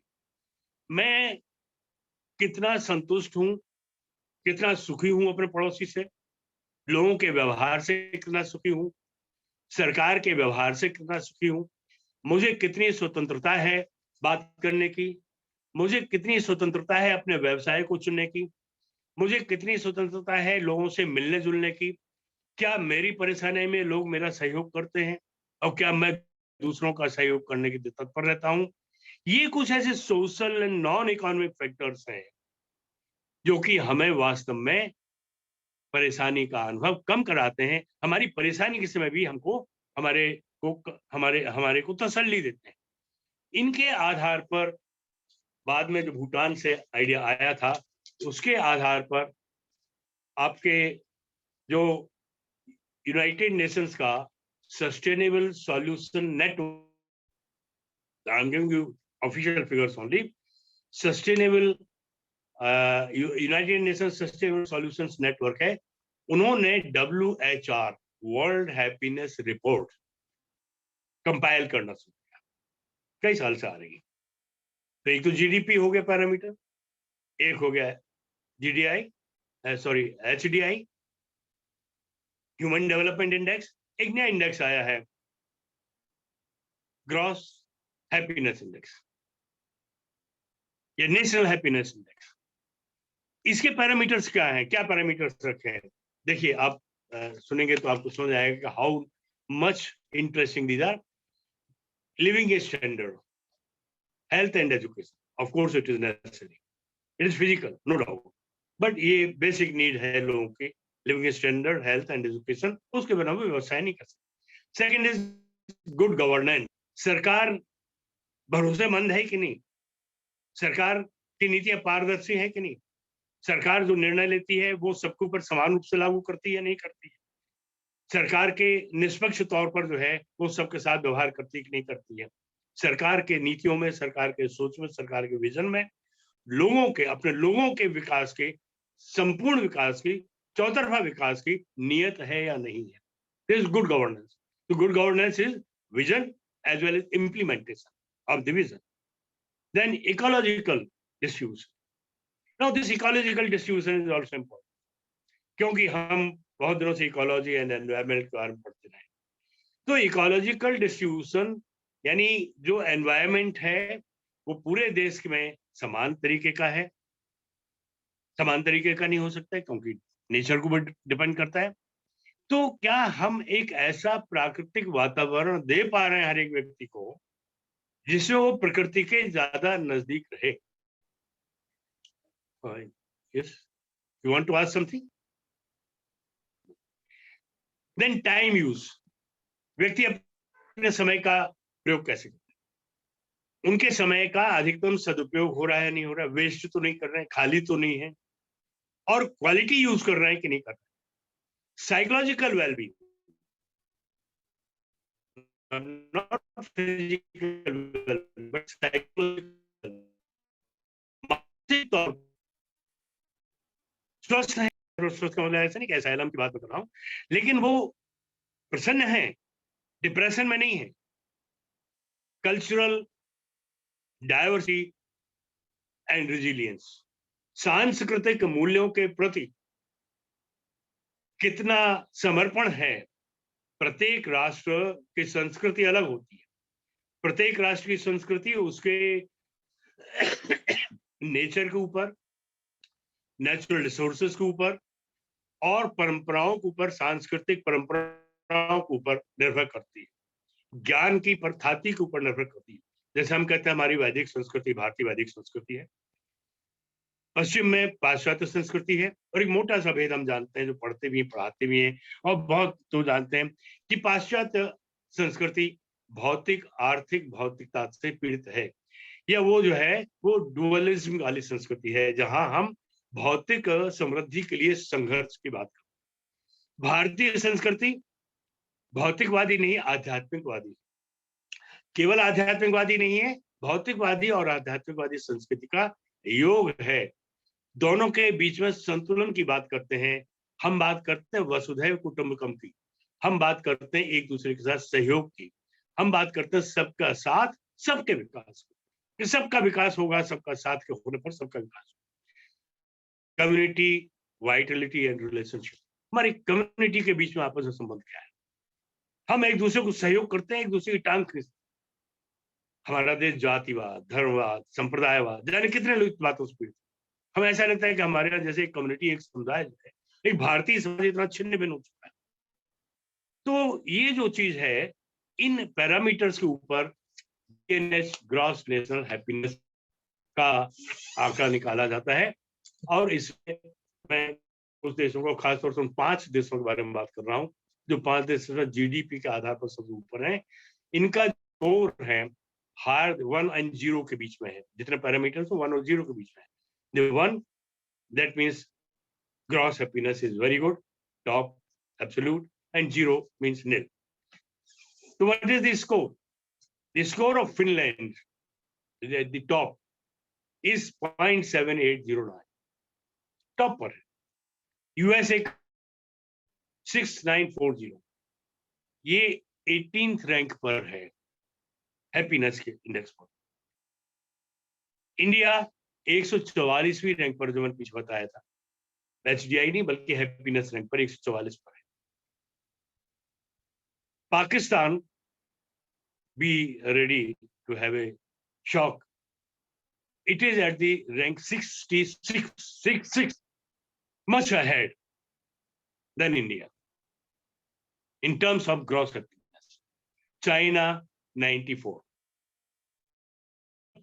कनाडा 11, यूएसए से ज्यादा हैप्पीनेस कनाडा में। पाकिस्तान में इंडिया से ज्यादा हैप्पीनेस। क्यों? किन पैरामीटर्स के ऊपर हमारा देश बिछड़ रहा है? जीडीपी नेचुरली हमारी पाकिस्तान से ज्यादा है। Social support, India is lacking in social support and Pakistan having better social support. एक दूसरे के साथ सामाजिक सद्भाव ज्यादा है। हमारा स्कोर है 0.644, इन सोशल सपोर्ट में पाकिस्तान का स्कोर है 0.873। हमारे जो health and life expectancy है, definitely we are better than Pakistan. Freedom of expression, we are better than Pakistan, but the last point is corruption. This is also a parameter. Perspective, भ्रष्टाचार के संबंध में हमारा क्या सोच है? भारत का स्कोर है 0.106 and पाकिस्तान स्कोर इज 1.123। मतलब पाकिस्तान को लेस मानते हैं लोग इंडिया की अपेक्षा। अब ये सब बड़े अजीब से पैरामीटर, ये जीडीपी में कहीं नहीं आता। ग्रोथ का मैंने आपको बताया कि we are at 144 rank overall and Finland is at top 1। ये जो सारी चीज है ये स्पष्ट रूप से बता कि जीडीपी जो है वो वास्तविक पैरामीटर नहीं है। अब इन सारे आंकड़ों का एक बहुत ही जिस मैं शायद आप समझ देख नहीं पाएंगे, मैं दिखा नहीं पाऊंगा, मैं वैसा चार्ट बना नहीं पाया, लेकिन मैं आपको पढ़ के सुनाता हूँ। केवल 5-6 कंट्री लिया है। यूएसए, और मैंने उसको लिया है GDP ranking, world share of GDP ranking, then HDI, SDG based, and then WHR, human development index and world happiness index. ये 4 पैरामीटर्स पर मैं आपको बता रहा हूं कि US number 1, share of GDP 24.08% eight the top, तभी वो जीडीपी पर नंबर 1 पर है। जो आपका एचडीआई है, ह्यूमन डेवलपमेंट इंडेक्स है, उसमें उसकी रैंक 17 है, 17 ओनली, और डब्ल्यूएचआर में उसकी रैंक 18 है, 18। चाइना जीडीपी के बेस पर नंबर 2 पर है, उसकी ह्यूमन डेवलपमेंट इंडेक्स जो है उसके आधार पर इट रैंक्स एट 85 है, उसकी रैंकिंग 85 पर है, और हैप्पीनेस इंडेक्स जो है उसके आधार पर वो 94 पर। जापान नंबर 3 इकोनॉमी है जीडीपी के हिसाब से, लेकिन उसका ह्यूमन डेवलपमेंट इंडेक्स के आधार पर दैट इज एट द 19, उसकी रैंकिंग 19 है, बाकी फिगर्स मेरे पास है नहीं। जर्मनी नंबर 4 पर है जीडीपी के हिसाब से, एसडीआई के आधार पर नंबर 6 है।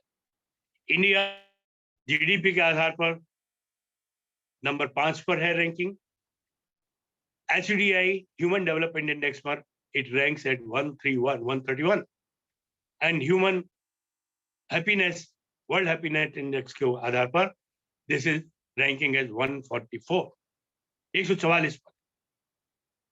तो मैंने आपको भी बताया सिंगापुर जो है उसका जो शेयर है, सॉरी वो एक अलग फिगर छोड़िए, मैं आपको और बता चुका हूँ। ये केवल मैं इसलिए बता रहा हूँ कि 35 देश विश्व के ऐसे हैं जिनकी जीडीपी 0 है, और इट इज सो नेग्लिजिबल कि वो वर्ल्ड रैंकिंग में कहीं अकाउंटेबल नहीं है। 135 कंट्रीज ऐसे हैं जिनकी जीडीपी रैंकिंग 0.1 से लेकर के 1 के बीच में है, सॉरी 0.01 से लेकर के $1 बिलियन के बीच में है।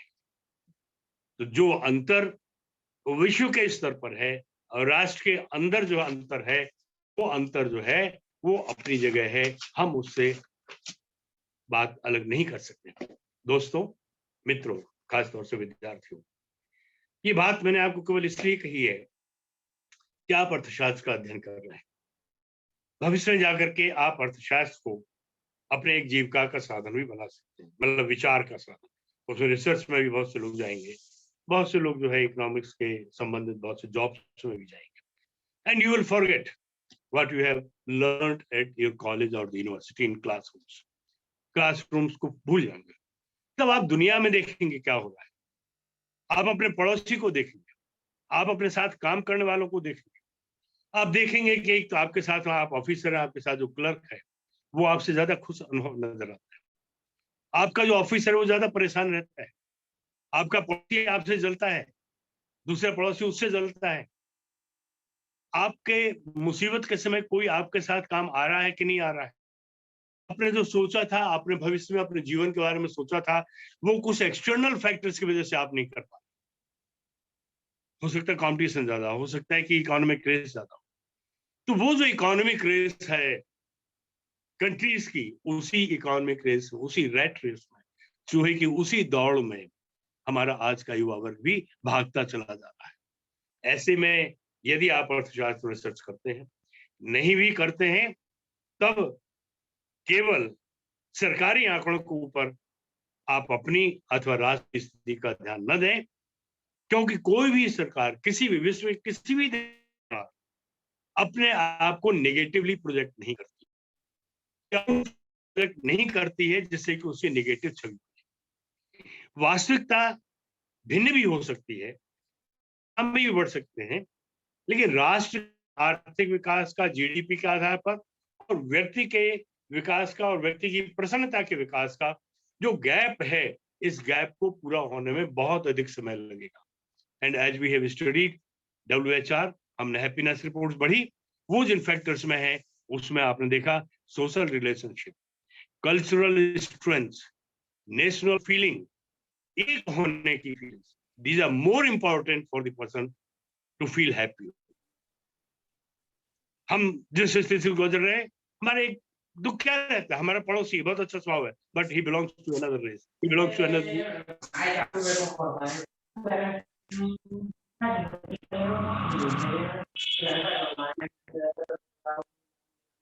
I have taken a lot of time. I will. अपना माइक्रोफोन ऑफ कर ले अनु, अनु अपना माइक्रोफोन ऑफ कर लीजिए।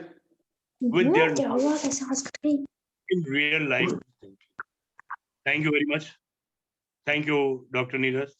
Thank you, Dr. Prashant. Thank you, Professor R.K. Singh.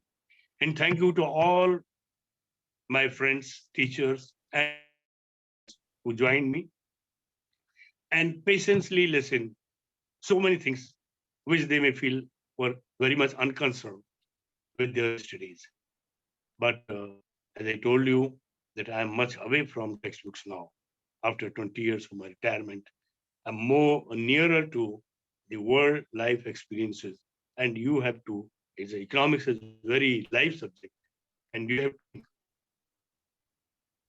economics as a live subject, a real subject, not get yourself jumbled in statistics. बहुत से विद्यार्थी आप में स्टैटिस्टिक्स के होंगे जिन्होंने पढ़ा होगा शुरू में कि सांख्यिकी जो है, आंकड़े जो है दुधारू होते हैं, दो धार वाले होते हैं, उनको इधर से देखो तो भी कटोगे, इधर से देखो तो भी कटोगे, हकीकत समझ में नहीं आएगी। तो आंकड़ों को आप लीजिए स्टार्टिंग पॉइंट के हिसाब से, but conclude according to your own observations, real life observations and some independent research. Thank you very much. Thank you very much. Thank you very much sir. जितनी सरलता से आपने इन टर्म्स को समझाया है, मैं पूरी आशा करता हूं कि हमारे छात्र इसका लाभ पाएंगे और सही में उनको विचार बदलने की जरूरत है। जो आपके सेशन के बाद मैंने पर्सनली फील किया वो ये है कि हम लोगों ने अपने सेशन का नाम छात्रों के अनुसार अंडरस्टैंडिंग इकोनॉमी रखा था, बट मुझे ये लगता है कि शिक्षकों के तौर पे हम लोगों को एक शायद किताब लिखने की जरूरत है, दी अनरेड इकोनॉमिक्स। क्योंकि इकोनॉमिक्स को जो हम जिस तरह से पढ़ाते हैं, जो सिलेबस का पार्ट रहता है, उससे बहुत हटके है। सिर्फ कंज्यूमर बिहेवियर अगर हम पढ़ाते हैं तो कंज्यूमर बिहेवियर एक ऐसा चीज है जो हर पल बदल रहा।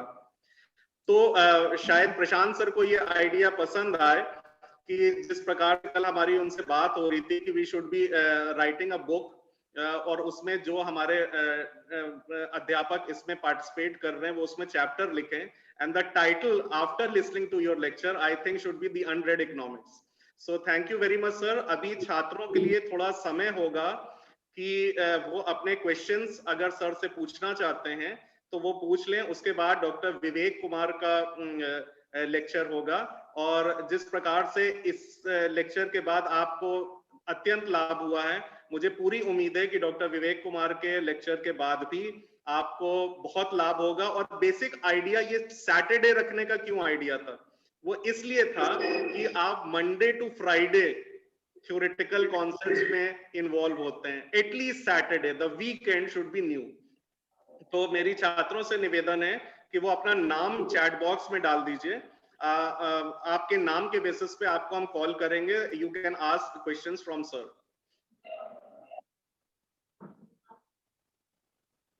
Hello hello. Yes Kamlesh, you want to ask? हाँ सर, मेरा एक क्वेश्चन है सर। हाँ पूछिए। सर जैसे हमारी गवर्नमेंट प्राइवेटाइजेशन कर रही है सर। Hello hello hello. हाँ क्वेश्चन हाँ पूछिए। सर, मैं ऑडिबल हूँ सर? कमलेश आपकी आवाज आ रही है, आप क्वेश्चन पूछिए। सर जिस तरीके से गवर्नमेंट जो है हमारी प्राइवेटाइजेशन कर रही है, तो सर उससे सर मैंने देखा है सर कि जो गवर्नमेंट ऑफिसर्स होते हैं उनकी सैलरी बहुत ज्यादा हाई होती है, फिर भी गवर्नमेंट ठीक से काम नहीं कर पाती। और जो प्राइवेट इंस्टीट्यूट्स है उसमें सैलरी जो आम वर्कर हैं उनकी बहुत कम होती है। This is one point. May I speak? Yes sir, Yeah. sure. This is one point, very good point. It's a very a real point. Now, I would connect it with the WHR, जो आपको world happiness report मैंने बताया है, उसमें एक parameter मैंने आपको बताया, गुड गवर्नेंस। जी सर। तो गवर्नमेंट के ऑफिसर्स की तनख्वाह ज्यादा होती है, लेकिन उनका इम्प्लीमेंटेशन गलत होता है, उनमें वो गुना नहीं होती है काम करने की। कोई भी कारण हो, वो सोचते हैं हम परमानेंट हैं, हम गवर्नमेंट ऑफिसर्स हैं, एंड दे फील कि अब पब्लिक से जो डील कर रहे हैं वो उनकी सब्जेक्ट है, वो उनकी प्रजा है, हम राजा हैं। तो ये जो गुड गवर्नेंस है, एक तो होता है विजन, एक लीडरशिप विजन होता है। I take the name Modi ji के बारे में देख रहे हैं हम, there he is carrying a different vision. उनका विजन बहुत सीधा है, वो कॉमन मैन के लिए सब कुछ करना चाहते हैं, तमाम योजनाएं निकाली। बट कॉमन मैन का जो उनका विजन है वो गवर्नमेंट मशीनरी के थ्रू ही इंप्लीमेंट होगा, राइट? तो भ्रष्टाचार को कम करने के लिए उन्होंने विमुद्रीकरण किया, लोगों का ब्लैक मनी निकलवाया, सब कुछ किया। उसके बाद भी हम कहते हैं कि हम भ्रष्टाचार के मामले में पाकिस्तान से पीछे, पाकिस्तान से ज्यादा भ्रष्टाचार हमारे। इसका मतलब बीच की मशीनरी जो है वो मशीनरी कर रही है। तो गुड गवर्नेंस की अभी हमारे यहाँ कमी है, इसमें सुधार की आवश्यकता है, क्योंकि वहां पर हम जो प्राइवेट सेक्टर में है वहां हम टारगेट ओरिएंटेड वर्क करते हैं, और गवर्नमेंट हम सैलरी ओरिएंटेड वर्क करते हैं। हमारा प्रमोशन सही टाइम से नहीं हुआ, हमारा प्रमोशन क्यों नहीं हुआ, हमारी तनख्वाह क्यों नहीं बढ़ी, हमारा डीए क्यों नहीं बढ़ा, बात बात में हम सड़क पर आ जाते, आंदोलन करने लगते हैं, काम रोक देते हैं। तो वहां पर ऐसा नहीं होता है, वह target oriented, giving some card, you don't fulfil it, your salary will be deducted. तो वहां यहाँ हम 9 से 5 की बात करते हैं, लेकिन हम कभी 10 बजे पहुंच रहे, 10:30 बजे पहुंच रहे, पहुंचेंगे पहले अखबार। मैंने देखा है, आपने भी देखा होगा। अब हाँ ऑफिस सर। में जाइए, 9 बजे की जगह 10 बजे आपको अखबार पढ़ते मिलेंगे लोग। तो ये क्या है, ये जो लोगों का सहयोग है, एक जो कल्चरल बैकग्राउंड या जो कल्चरल बैकग्राउंड हो गई है हमारी जो ओरिजिनल वैदिक कल्चर उसमें ऐसा नहीं है। लेकिन जो कल्चरल बैकग्राउंड, मनी माइंडेडनेस है, इसमें इसीलिए इतना गैप।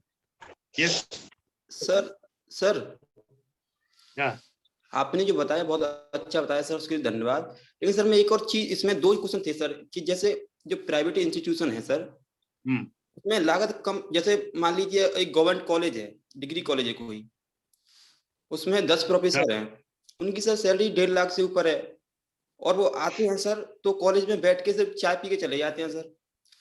अगर इतना पैसा सर जी, अगर ये पैसा 1.5 लाख ना हो करके 30,000 उन्हें दें और इतना सारा पैसा बचा के जीडीपी मतलब गरीबों की मदद की जाए, तो क्या गरीबी खत्म हो सकती है सर? नहीं, एक बहुत दूर की बात है।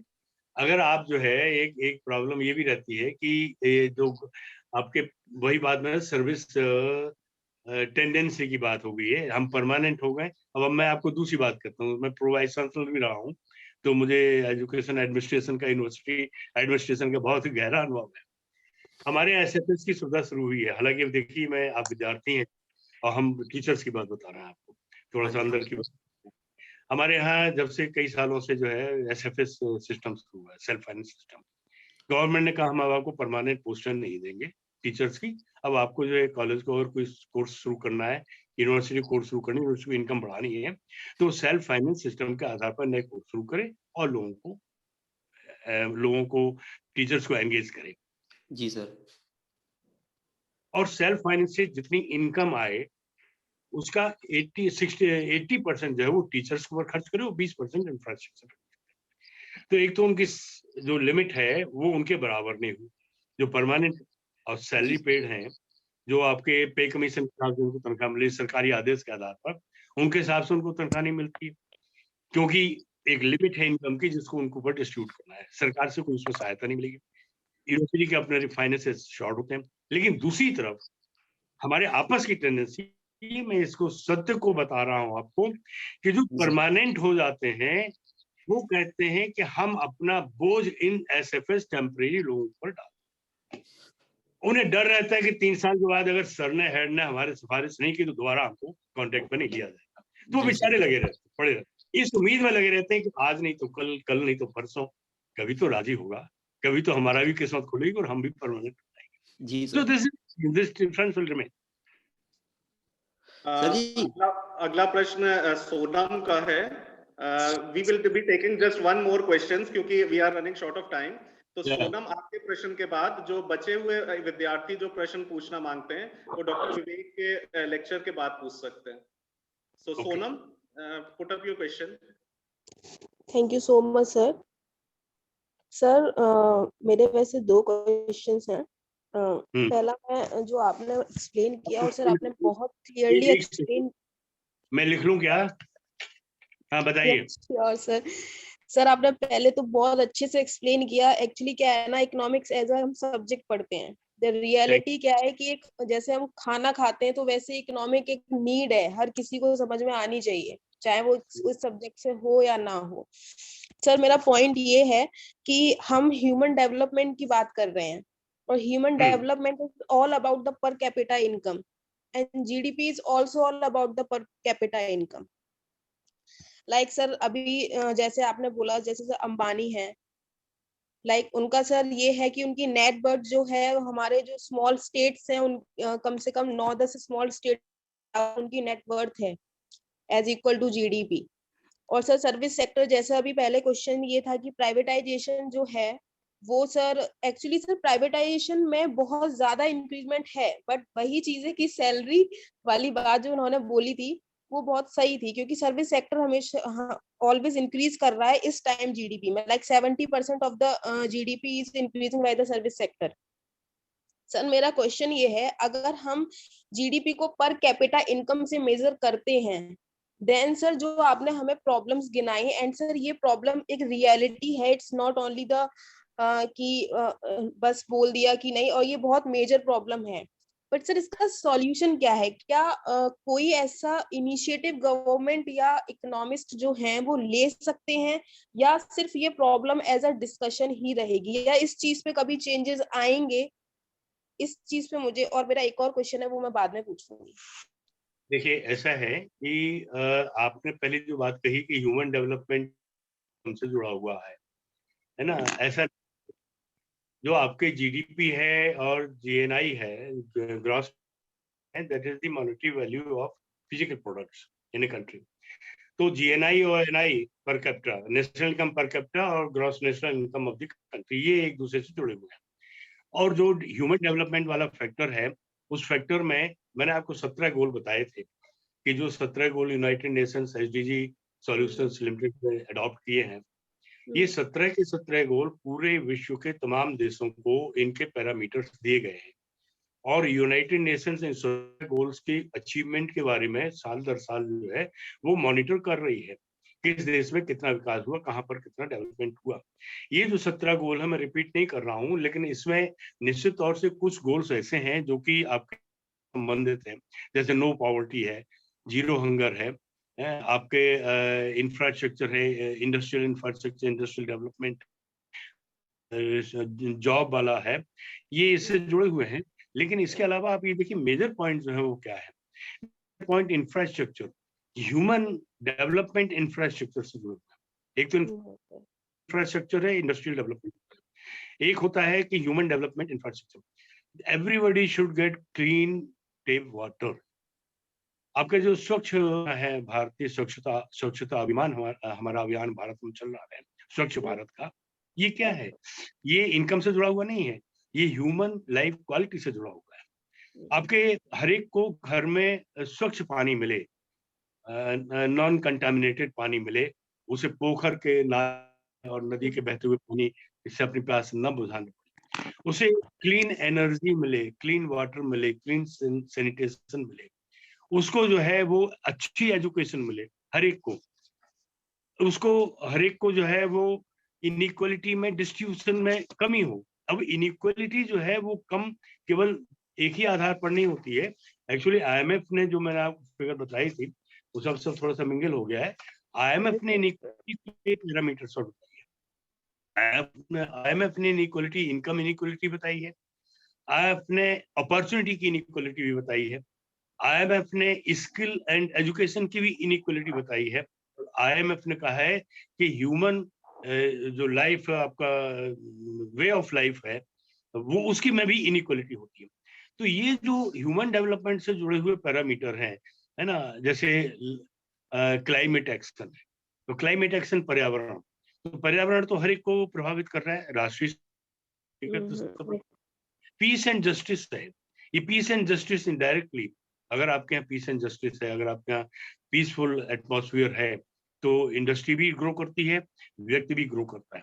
अभी हम क्या देख रहे हैं, चाइना से लोग आ रहे हैं, इंडिया आ रहे हैं। क्यों आ रहे हैं? क्यों लोगों को लग रहा है कि चाइना में जो बड़े बड़े इंडस्ट्रियल हैं वहां से भाग रहे हैं कि वहां पर उनको ऊपर कंट्रोल शायद ज्यादा होने वाला है, पीसफुल नहीं है, डिस्टर्बेंसेस ज्यादा होने वाले हैं। जिस देश में डिस्टर्बेंस कम होते हैं वहां पर डेवलपमेंट ज्यादा होता है, जर्मनी है, Japan. External disturbance, partnership, mutual partnership, ये भी एचडीआई का एक पैरामीटर है। तो ये कहाँ कौन देगा? ये तो हमें आपको देना पड़ेगा ना। हमारा devotion to the nature, devotion to our culture, devotion to our traditions, devotion to the society, ये तो हमारा आपस का है, तो इसलिए हम भी जिम्मेवार हैं। तो एचडीआई एंड जीडीपी दो पैरामीटर्स बहुत डिफरेंट हैं, although we are going slowly from GDP to HDI, and our ultimate aim is to GNI, GNHI, gross national happiness. It will take many years. I know definitely मेरे life time में ये पूरा होगा नहीं, शायद आपके life time में पूरा हो, लेकिन आपके लाइफ टाइम में आप हमको देखेंगे। मैंने अपने माता पिता को जिन स्थितियों में रहते हुए देखा है, जिन स्थितियों में मुझे आज इस योग बनाते देखा है, मैंने अपने बच्चों को उससे ज्यादा अच्छी स्थितियां दी है। मैंने नहीं दी, समाज ने भी दी। एनवायरमेंट उनको अच्छा मिला है, उनको बेटर एजुकेशन फैसिलिटीज मिली है, ट्रेनिंग फैसिलिटीज मिली है। They are have, I retired as a professor, they started as a professor. तो ये एक है, naturally they are also striving hard कि उनके बच्चे जो है उनसे भी ज्यादा अच्छे तरीके से उनके जीवन की शुरुआत हो और वो उससे ज्यादा ऊपर पहुंचे। तो दिस इज एक, ये जो डिफरेंस, ये जो बदलाव होते हैं, आज हम कहेंगे वैदिक संस्कृति, आज से 6000 साल पहले, 8000 साल पहले, 10,000 साल पहले जो जिंदगी थी उससे आज बहुत बदलाव है। आज जो जिंदगी है उससे आगे जाके बदलाव, खत्म होने वाला कुछ नहीं है। Let us hope for the better, हमेशा बेटर ही बेटर होगा, क्योंकि साइंटिस्ट एंड फिलोसफर्स इस स्थिति के ऊपर निरंतर विचार करते रहते हैं। अगर केवल आर्थिक दृष्टिकोण ही होता तो हम इस जीडीपी से आगे नहीं बढ़ते, लेकिन दृष्टिकोण में अंतर आया है। Now economy, not money, not wealth is the center point of development, but human has become the center point of development. So let us hope for that. Thank you. So can I ask Thank second you, also? and Sonam, you can ask the other question after the second lecture. I'll be giving you time. So thank you very much, sir. एक बार फिर से आपको, और हमें पूरी उम्मीद है कि इस मूवमेंट में आपका आशीर्वाद सदा हमें मिलता रहेगा, क्योंकि एक बहुत ही नए तरीके से आपने चीजों को सामने रखा, और मुझे पूरी उम्मीद है कि स्टूडेंट्स को भी मतलब जिस तरह से कमेंट्स रेगुलर बेसिस पे आ रहे हैं, they have really gained a lot from this. And now I would like to go towards the second lecture for today, and for that I would like to invite Dr. Vivek Pandey. He is working as an assistant professor in the Department of Economics at SSB College, Kosi, Mathura, and he will be talking on the topic GDP, भारतीय अर्थव्यवस्था के विकास का एक सूचक. Thank you very much, sir, for accepting our invitation, and I would request you to now take the screen. Thank you very much, sir.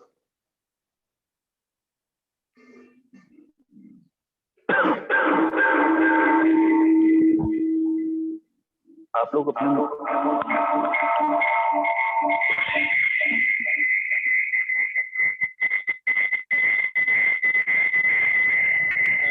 Sir, your mic is off.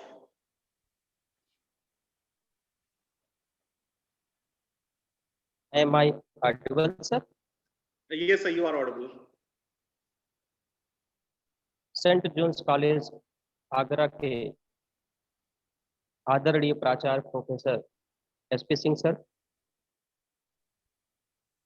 Bundelkhand university के department of economics के पूर्व HOD एवं पूर्व pro vice chancellor professor SR Agarwal sir, हमारे अग्रज doctor Prashant Agarwal sir, doctor Neeraj sir, एवं इस webinar में उपस्थित हमारे सभी वरिष्ठ साथी व विद्यार्थी मित्रगण, आपको मेरा सादर नमन। आज के विषय में अभी आपने प्रोफेसर एसआर अग्रवाल सर को सुना। एसआर अग्रवाल सर का विषय पे कमांड बहुत अच्छा है, बहुत अच्छी एनालिसिस क्षमता है, और मैं मानता हूँ कि एक अच्छे स्वाद के बाद एक थोड़ा सा कम स्वादिष्ट चीज़ मिले तो वो अच्छा नहीं लगता है, लेकिन आपको आज यह सहना पड़ेगा निश्चित तौर पे। तो मैं सर इस टॉपिक पे एक पीपीटी बनाया है और उसको मैं शेयर करना चाहता हूँ, तो आपसे अनुरोध है कि मुझे शेयर करने की अनुमति प्रदान करें। Sure. तो जिससे मैं उस पीपीटी को शेयर करके लेक्चर को आगे प्रोसीड कर सकूं।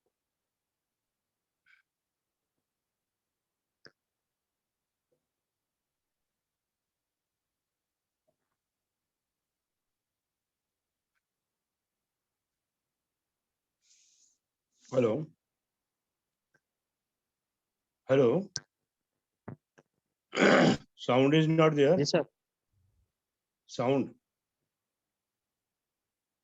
सर ऑडिबल हो सर? सर स्क्रीन शेयर करने की अनुमति प्रदान करें सर आप। Hello. मैंने बोल दिया है, technical team is providing you the right, sir. Okay sir. तब तक मैं कंटिन्यू करता हूँ।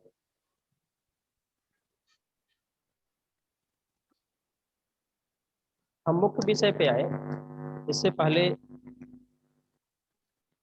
मेरा विचार है कि पहले एक जीडीपी के बारे में एक ओवरव्यू हो जाए, क्योंकि इसमें हमारे विद्यार्थी गण भी जुड़े हुए हैं।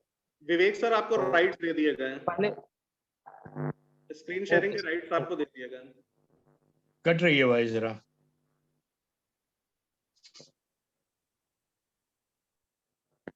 स्क्रीन दिख रही है सर?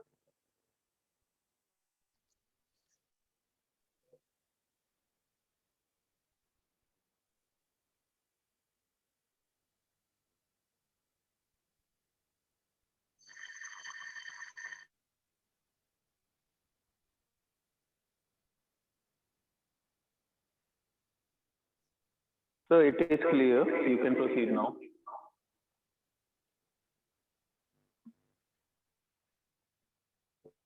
सबसे पहले मैं एक जीडीपी के बारे में ओवरव्यू देना चाहता हूँ। जीडीपी की पहले अवधारणा को हम देख लें थोड़े से, उसके बाद हम मेन विषय पर पहुंचेंगे। जीडीपी का मतलब है कि एक देश की जो घरेलू सीमा है, उसमें एक वित्तीय वर्ष में अंतिम उपभोग हेतु कुल जितनी भौतिक वस्तुओं सेवाओं का उत्पादन होता है, चाहे यह उत्पादन देश के निवासियों द्वारा किया जाए या गैर निवासियों द्वारा, उनका मौद्रिक मूल्य जीडीपी अर्थात सकल घरेलू उत्पाद कहलाता है। जीडीपी की गणना सबसे पहले साइमन कुजनेट्स द्वारा किया गया था, जब उन्होंने आबादी को समझने के लिए अमेरिकी अर्थव्यवस्था की राष्ट्रीय आय का अनुमान लगाया। किंतु जीडीपी की जो आधुनिक परिभाषा है, वो जॉन मेनार्ड केन्स द्वारा दिया गया है। आप जानते हैं कि जॉन मेनार्ड केन्स से पहले समष्टि अर्थशास्त्र नाम की चर्चा भी नहीं थी। के बाद भी समष्टि अर्थशास्त्र आया है, तो निश्चित रूप से जीडीपी की एक जो आधुनिक परिभाषा आई है। हाँ प्रशांत सर, मेरा नेट एक्सपायर कर गया है, तो सेशन के बाद आप वोट ऑफ थैंक्स दे दीजिएगा। ठीक सर, क्योंकि हम डिस्कनेक्ट हो रहे हैं। Okay sir. केन्स ने जीडीपी में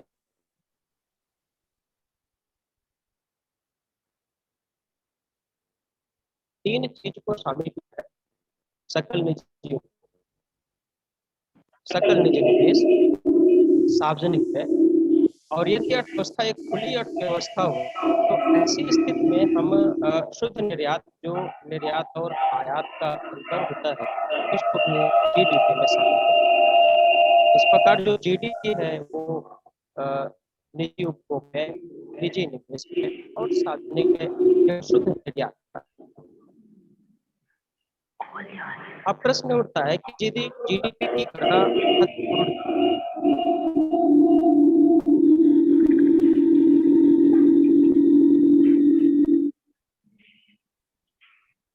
अक्सर आप देखें तो हम किसी देश की आर्थिक स्थिति को समझने के लिए हम उसके जीडीपी के बारे में बात करते हैं। आईएमएफ, विश्व बैंक और जैसे अंतरराष्ट्रीय संस्थाओं ने बताया कि भारतीय अर्थव्यवस्था विश्व में सबसे तीव्र गति से वृद्धि करने वाली अर्थव्यवस्था है और यह 2030 तक विश्व की सबसे बड़ी अर्थव्यवस्था बन जाएगी। यह अनुमान भारत के जीडीपी पर आधारित है। इसके अलावा जीडीपी की गणना से किसी अर्थव्यवस्था की वास्तविक क्षमता का अनुमान लगाया जा सकता है। इसके माध्यम से यह भी अनुमान लगाया जा सकता है कि अर्थव्यवस्था ने अपनी क्षमता के अनुरूप उपलब्धियां हासिल की है। जीडीपी की गणना से विभिन्न सरकारी योजनाओं के लक्ष्य निर्धारण का, मुद्रास्फीति की वास्तविक स्थिति का अनुमान लगाने में मदद मिलता है। इस प्रकार सरकार जीडीपी के माध्यम से अपनी योजनाओं को अच्छी तरह से क्रियान्वित कर पाती है और ये समझ पाती है कि बजट आवंटन के लिए उसके पास कितना पैसा उपलब्ध है।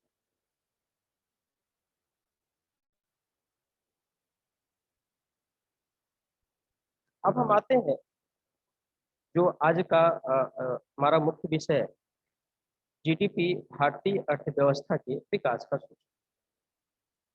जब हम अब भारतीय अर्थव्यवस्था के विकास के सूचक के रूप में जीडीपी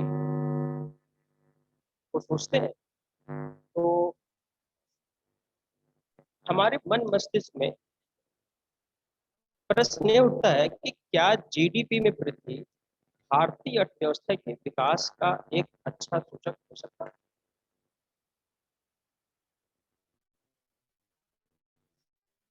या दूसरे शब्द में से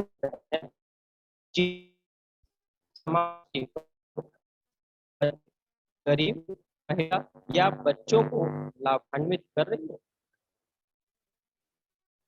से भारतीय अर्थव्यवस्था का समावेशी विकास हो पा रहा है या दूसरे शब्दों में हम कहें कि जीडीपी में वृद्धि समाज में आय वितरण की विषमता को दूर कर रहा है। इस तरह के हमारे मन मस्तिष्क में इस तरह का प्रश्न है। और यदि कहा जाए कि जीडीपी में वृद्धि समाज के कमजोर, वंचित, गरीब, महिला, बच्चों को लाभान्वित कर रही हो, अर्थव्यवस्था का समावेशी विकास हो रहा हो, तो ऐसी स्थिति में यह मानना कि जीडीपी भारतीय अर्थव्यवस्था के विकास का सूचक होगा गलत नहीं होगा। लेकिन अब हम आते हैं कि क्या इन प्रश्नों का उत्तर हाँ है या नहीं। इसके लिए हमने दो टाइम सीरीज रिग्रेशन मॉडल का निर्माण किया है। पहला है log STI equal to beta 0 plus beta 1 log GDP plus mu i, और दूसरा है log MPI is equal to beta 0 plus beta 1 log GDP plus mu i. पहले टाइम सीरीज रिग्रेशन मॉडल में इंडिपेंडेंट वेरिएबल के रूप में GDP और dependent variable के रूप में value of SDI of India को लिया गया है। दूसरे रिग्रेशन मॉडल में इंडिपेंडेंट वेरिएबल के रूप में भारत की जीडीपी को और डिपेंडेंट वेरिएबल के रूप में value of MPI of India को लिया गया। इस मॉडल को लेने के पीछे का कारण यह है कि जो HDI है, जिसे अभी हमारे अग्रवाल सर ने भी बताया था, ये विकास का अच्छा मापक माना जाता है, और उसी प्रकार MPI भी गरीबी की एक व्यापक माप करता है। तो निश्चित तौर पर अच्छा, अगर आप SDI और MPI के जो आयाम है आप उसको देखें तो UNDP ने इन दोनों को बताने के लिए 3 आयामों को लिया है। ये 3 आयाम, इन तीनों आयामों में एक आयाम तो यह है कि जो GDP में वृद्धि को बताता है, अर्थात उसके परिमाणात्मक पक्ष की बात करता है। बाकी जो 2 आयाम है वह बताते हैं कि जीडीपी के जो वितरण पक्ष है, जो डिस्ट्रीब्यूशन एस्पेक्ट है, उसका महत्व कितना है, या जीडीपी का डिस्ट्रीब्यूशन समाज के लोगों में अच्छी तरह से हो रहा है या नहीं हो रहा है, वितरणात्मक पक्ष को स्पष्ट करता है। तो अब इस मॉडल का इस परिकल्पना पर आधारित है कि यदि जीडीपी में वृद्धि का वितरण प्रभाव सकारात्मक होगा तो निश्चित तौर पर उसका HDI और MPI दोनों पर सकारात्मक असर देखने को मिलेगा। अब हमने इस मॉडल का परीक्षण किया है, इसमें से ये परीक्षण और ये परीक्षण दोनों मॉडल इसमें परीक्षण है, और इसका रिजल्ट क्या आया है। रिजल्ट यह निकला है कि भारत की जीडीपी में होने वाली वृद्धि भारत के मानव विकास सूचकांक एवं बहुआयामी गरीबी सूचकांक के मूल्य पर कोई सार्थक प्रभाव डालने में असफल रहा है, सफल नहीं रहा। कहने का मतलब है कि भारत भले ही विश्व में तीव्र गति से वृद्धि करने वाली अर्थव्यवस्था हो, अर्थात उसकी जीडीपी में भले ही तेजी से वृद्धि हो रही हो, लेकिन जीडीपी का लाभ भारत के लोगों को समान रूप से प्राप्त नहीं हुआ है। भारत में जीडीपी की यह वृद्धि भारत की गरीबी को दूर करने में या भारत के समावेशी विकास को लाने में कोई सार्थक भूमिका अदा नहीं कर सकती। अच्छा, इस जो रिजल्ट निकला है इसकी पुष्टि हमें ग्लोबल हंगर इंडेक्स से भी देख सकते हैं। International food policy research institute जो ग्लोबल हंगर इंडेक्स जारी करती है, उसके GHI 2020 में 107 देशों में भारत का स्थान 94 है और भारत के GHI का मान 27.2 है। 27.2 एक सीरियस कंडीशंस में आता है। और सबसे महत्वपूर्ण बात है कि GHI में भारत की जो यह स्थिति है, यह अपने पड़ोसी देशों नेपाल, भूटान, श्रीलंका और बांग्लादेश की GHI अर्थात ग्लोबल हंगर इंडेक्स की स्थिति से खराब है। और यदि आप इनके GDP की तुलना करें तो इनकी GDP भारत के GDP से भी कम है और इनका ग्रोथ रेट भी भारत के ग्रोथ रेट से कम है। निश्चित रूप से यही इसी तथ्य को प्रकट करता है कि भारतीय अर्थव्यवस्था की GDP में जो वृद्धि का वितरण है वह लोगों के मध्य यानी भारतीय जनता के मध्य उचित से नहीं हो पाया। वर्ष 2016 में भारत की कुल जनसंख्या का 15% भाग कुपोषण का शिकार था। यूनिसेफ का एक अनुमान है जिसमें बताया गया है कि भारत में बच्चों के कुपोषण, असामयिक मृत्यु और अल्प विकास का कारण अपर्याप्त पोषाहार, पीने योग्य पानी की अपर्याप्तता, स्वच्छता की कमी और प्रदूषण संबंधी समस्या रही है। यह इसी तथ्य की ओर इंगित करता है कि भारत की GDP में वृद्धि हुई हो, लेकिन इसने अपने गरीब को लाभ नहीं पहुंचा पाया है, बच्चों को अच्छा लाभ नहीं पहुंचा पाया है और प्रदूषण संबंधी समस्या को दूर नहीं कर पाया है। तो अगर हम इनको सम्मिलित रूप में बात करें तो क्या निष्कर्ष निकल के आता है उसको हम देखते हैं। GDP किसी व्यवस्था के केवल आकार की माप करता है। इसमें होने वाली वृद्धि आर्थिक विकास, समावेशी विकास अथवा आर्थिक कल्याण की माप करने में सक्षम नहीं। इसका कारण यह है कि GDP वस्तुओं सेवाओं के उत्पादन को अपनी गणना में शामिल करता है, किंतु इनको उत्पादित करने में समाज को जो हानि हो रही है, जो उसको अदृश्य लागत उठानी पड़ रही है, उसकी गणना की उपेक्षा करता है। उदाहरण के रूप में देखिए आप, तो GDP कार के उत्पादन की गणना करेगा, किंतु उससे उत्सर्जित प्रदूषण की माप नहीं करेगा। GDP फर्नीचर और कागज के उत्पादन की गणना करेगा, किंतु इनके लिए वनों की कटाई से जो समाज को नुकसान हो रहा है उसकी उपेक्षा करेगा। चीनी का उत्पादन हो, चमड़े के उत्पादन हो या अन्य औद्योगिक उत्पाद GDP गणना में शामिल होंगे, किंतु इनसे जो उत्पादन में जो स्वास्थ्य संबंधी समस्याएं जन्म ले रही है, उनके नकारात्मक प्रभाव को GDP गणना में शामिल नहीं किया जाएगा। और इसके उलट स्वास्थ्य संबंधी समस्या जन्म दी और फिर उस समस्या को दूर करने के लिए आम जनता ने जो व्यय किया उसको GDP में हम धनात्मक रूप में शामिल कर लेंगे। मतलब जिस चीज को घटाना जाना चाहिए वो GDP में शामिल हो जाएगी। इसी तरह की GDP वस्तुओं सेवाओं के उत्पादन से जलवायु परिवर्तन या अन्य पर्यावरणीय क्षति की लागत की उपेक्षा करता है। GDP में आय में वृद्धि की माप तो कर रहा है, लेकिन यह आय के वितरण पक्ष की माप नहीं करता। यह इस तथ्य को स्पष्ट करने में सक्षम है कि GDP में होने वाली वृद्धि का आम जनता, कमजोरों, वंचितों या महिलाओं तक पहुंच रहा है या नहीं। तो निष्कर्ष रूप में अगर हम कहें तो हम यह कहेंगे कि GDP में वृद्धि का विकास का वास्तविक सूचक मानना या स्वीकार करना कि GDP में वृद्धि हो रही है, GDP में वृद्धि से आम जनता का समुचित विकास हो रहा है, यह उचित नहीं होगा। अब मतलब कि GDP को हम वास्तविक विकास का सूचक नहीं मान सकते, बल्कि GDP के विकास के सूचक के रूप में इनके सीमाओं को रेखांकित करने की आवश्यकता है। GDP के आकार के आधार पर हमको खुश होने की अपेक्षा ऐसे उत्पादन सूचकांक विकसित करने की आवश्यकता है जो सकारात्मक पक्ष को और नकारात्मक पक्ष को दोनों की अपने गणना में समाहित करें।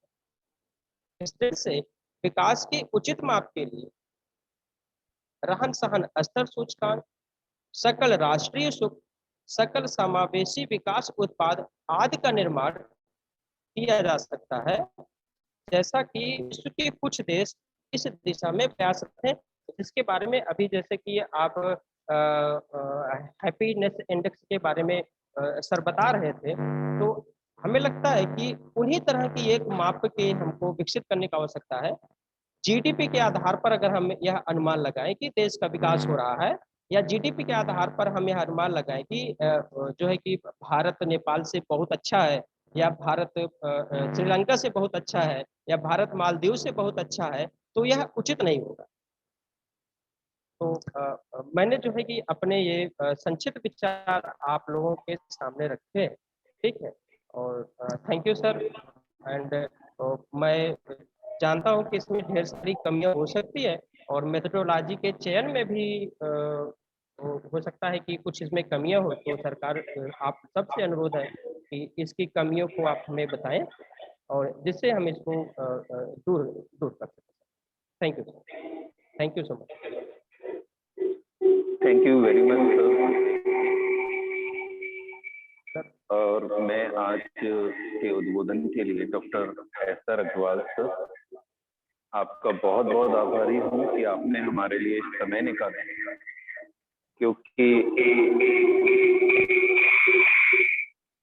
हमारे सारे स्टूडेंट इस प्रोग्राम को लाइव देख रहे हैं, और वो शायद आपके विचारों से लाभान्वित नहीं हो पाते अगर हम इस तरीके से इन क्लासेस को ऑर्गेनाइज नहीं करते। मैं डॉक्टर विवेक सर का भी बहुत बहुत आभारी हूँ कि उन्होंने पीपीटी के माध्यम से दिखाने की कोशिश की, और अपने रिसर्च पेपर के माध्यम से भी ये जाहिर करने की कोशिश करी कि जो जीडीपी वर्तमान में एक मात्र विश्व की समृद्धि के परिचायक के रूप में घोषित किया जाता है, वो उतना अच्छा परिचायक भी नहीं है, बल्कि हमें कई अन्य मापदंडों को एक साथ जीडीपी के साथ मिलाकर एक नए सूचकांक की आवश्यकता है, जो वितरण पक्ष को भी लेकर चले। निश्चित रूप से आपका लेक्चर हमारे न केवल स्नातक बल्कि परास्नातक वर्ग के अर्थशास्त्र के विद्यार्थियों के लिए बहुत ज्यादा लाभान्वित रहेगा। मैं आशा करता हूं कि निकट भविष्य में आप पुनः इसी तरह के और रेलेवेंट टॉपिक्स पर हमारा मार्गदर्शन करते रहेंगे। आप दोनों का बहुत बहुत धन्यवाद। Thank you sir.